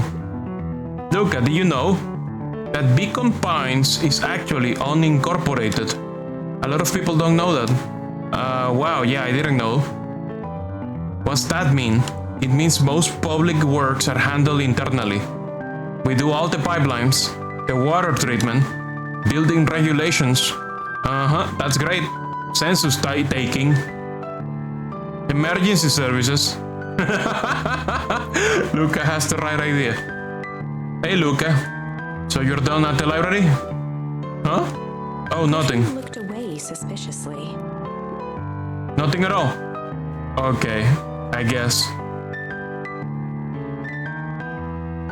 I guess Rollo told everyone about the plan. Okay, where do I get corn dogs? I need corn dogs. I need corn dogs.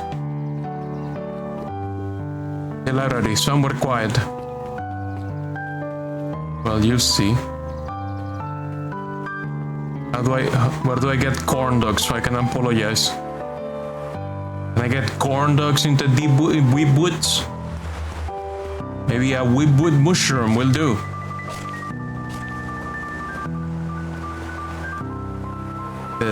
There's no leakage in this timeline. No leakage at all. Let's just go to the library. Somehow I don't believe that library is very quiet.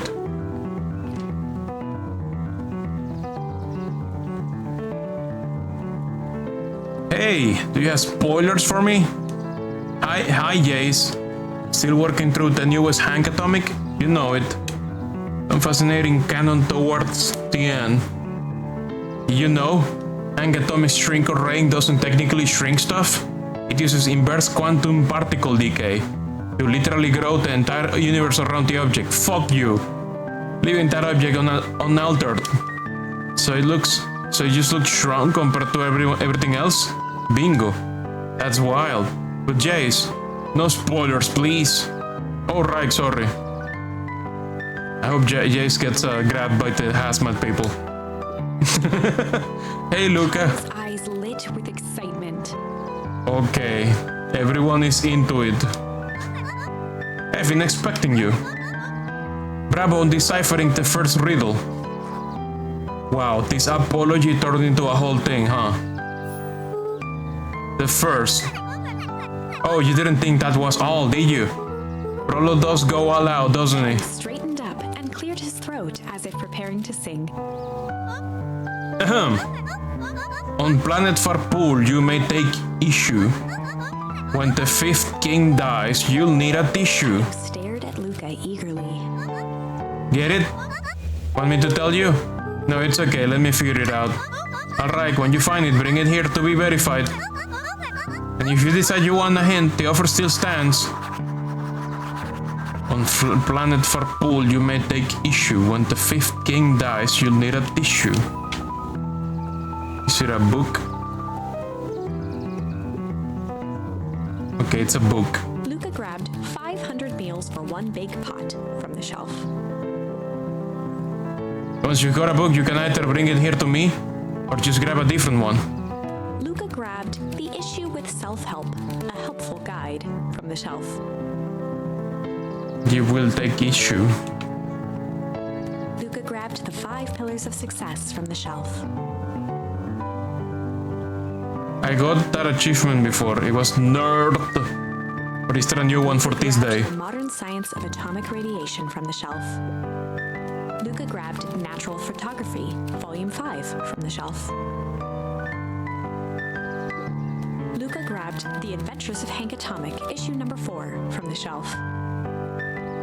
It involves, there's an achievement for checking out. It doesn't check. Okay, fine. Grabbed The Adventures of Hank Atomic, issue number 5 from the shelf. I guess this is it.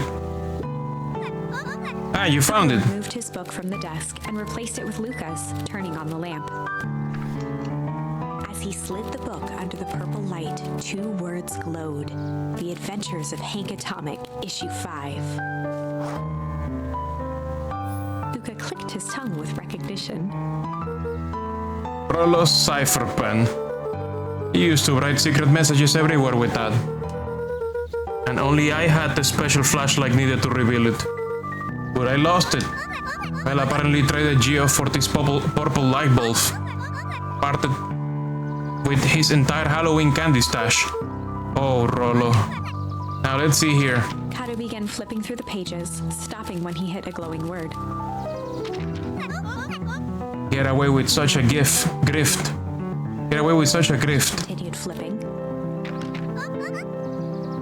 Only found in grub card. Reaching the end of the book, Kato looked up. That's it. Grift in grub card. Griffin. Griffin's grub card. He wants me to go to Griffin's snack stand. Ah, brilliant. I guess you're off then. Good luck on the rest of the scavenger hunt. Thanks, Kato. Oh my god, with talking to people gave me spoilers. He involved the entire town, somehow.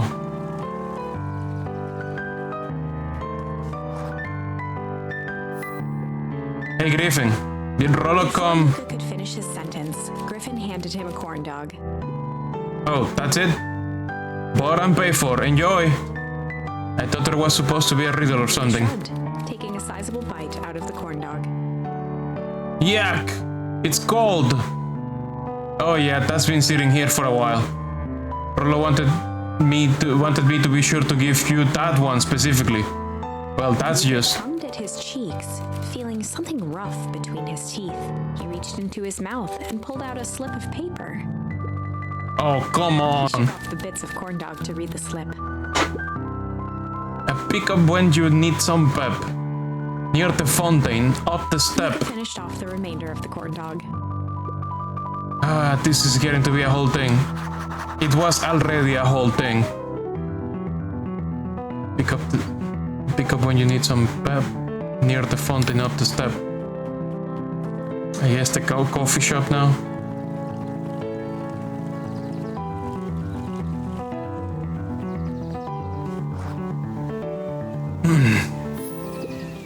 Here you are, Luca.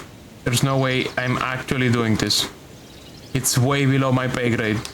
Oh, come on, you big stiff. Let the kids have some fun. Fine. But Rollo owes me one. He waved his hands around sarcastically as he began. What takes flight but has no wings? Your final task of friendship brings. See, that wasn't so hard. Wow. I feel cheapened somehow. I think it's sweet. What takes flight but has no wings? Your final task, a friendship brings. Good luck, Luca. Oh, you're literally out here. Hey. You find the comic book? Yep. And you got a corn dog? Yep. Well then. I know it doesn't make up for what I said, but here, you earned this. Rollo sheepishly handed Luca the balloons.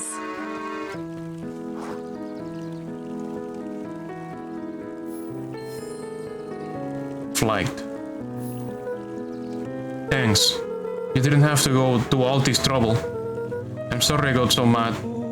Dang it, you were supposed to let me apologize first. Oh, sorry. Now you have apologized twice before me. Just let me do this. Look, I'm really sorry. With everything that's happened, with your mom and all. I've always wanted to be there for you. Be a good friend, you know? When you said you were hanging out with someone else, I kinda freaked out. Rollo. Still my turn. I felt like if you needed some new friend to help you, it meant that I wasn't good enough. But that was selfish and wrong. I was wrong. I'm so sorry, Luca. Okay, apology over. You can talk now. Luca threw himself at Rollo, hugging him as tightly as he could.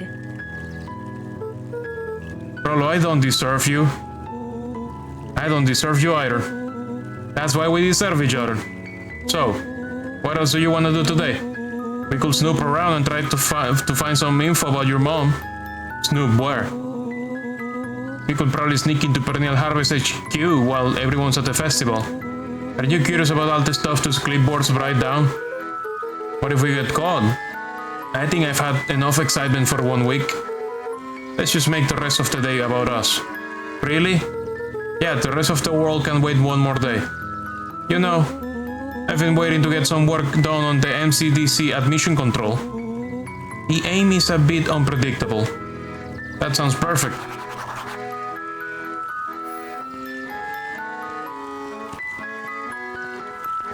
Well, I'm gonna go fix the plunger launcher. I got balloons.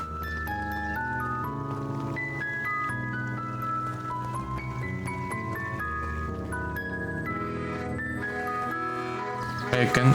Oh, no. Never mind. I wonder if fight is a lure. No, it's not. Luca, some fish. Blood is approaching. Okay. We have 20 minutes to witness blood.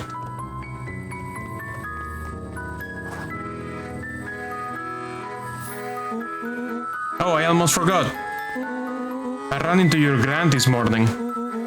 She asked me to give you this. Handed Luca an unopened letter.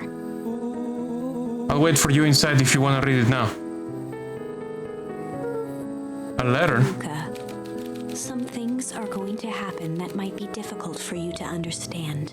If I am honest, I hardly understand them myself. But whatever happens, I need you to know that I love you. None of this is fair to you. You have already lost so much. We both have.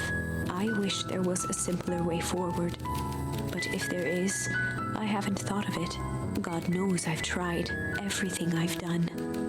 I did for you. I hope someday you can accept that. Love, Gran. Hey, I love you too, Gran. Folded the paper into his pocket and headed up the ladder. What's up with the letter? Anything you want to talk about? Maybe later. Sure, whenever you want. You know, you really didn't have to go to all that trouble just to apologize. I know, but we have been looking forward to the festival for weeks. After I ruined everything with my big mouth, this was the best way to make sure you still had a good time without me. Prolo. Luca was at a loss for words, but that was fine. Words aren't always necessary. The festival seemed nice. Was it nice? We can still go. Nah, this is fine. Well, there's always next year. Sadly, this was untrue. A distant rumble shook the treehouse. Huh? What was that? Oh man, we missed the fireworks? Not fireworks. It was something the boys couldn't possibly comprehend. Something as old and cruel as time itself. Where the fuck is Beacon Pines? Wait, what the fuck? What the fuck? A shockwave of cold tore through the room. A bitter, unfathomable chill. Before they could react, it encased them in ice. Two boys, reunited by friendship, only to be cruelly separated by a malevolence beyond reason. And so, our story ends on this melancholy scene. In a silent treehouse turned statuary, in a town brought low by its secrets, sits a pair of friends, alone, together, for the rest of time. The end. No, that can't be the ending. It simply can't.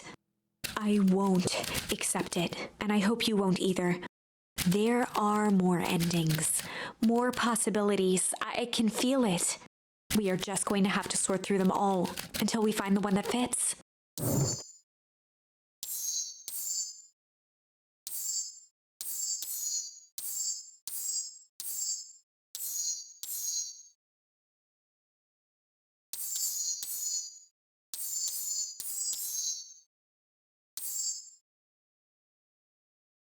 Okay, you know what? Maybe we should stop here so we have more game to play next Sunday. It seems we are starting to build into whatever the ending may be. What in the fuck is happening? So if it's not the crazy mutagenic sludge, it's something in the air turning everything cold. And all the animals and bugs disappearing. Something, something, something, something. Shit. Shit. Shit and chill. Next Sunday, we shit and chill with more beacon pines.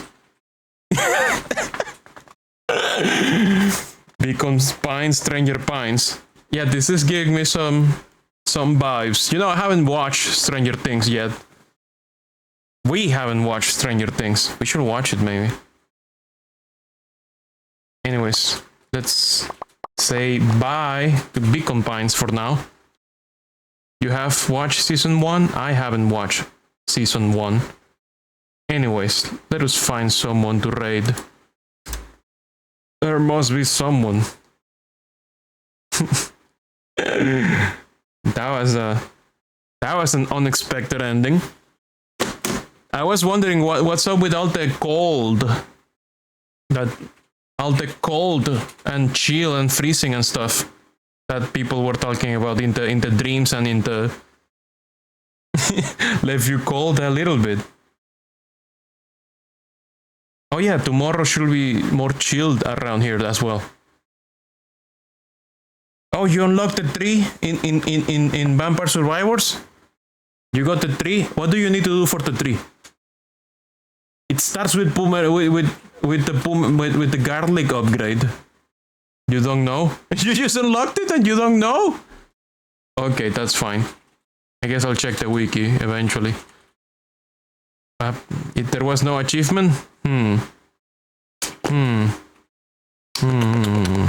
about we raid a bee? Let us raid a bee. We will raid Sirfi bee. Here we go. The raid is set, and this is Moth signing out. Thank you all so much for coming. Thank you all so much for watching. I hope all of you have a wonderful evening. I hope all of you have a very good night. And if you're going to bed right now, I hope a giant moth from the void comes into your room to snuggle with you, keeping you warm, cozy, and safe from the big freeze. So you may have very good dreams. Have a good one, everyone. Bye-bye. Back at ya.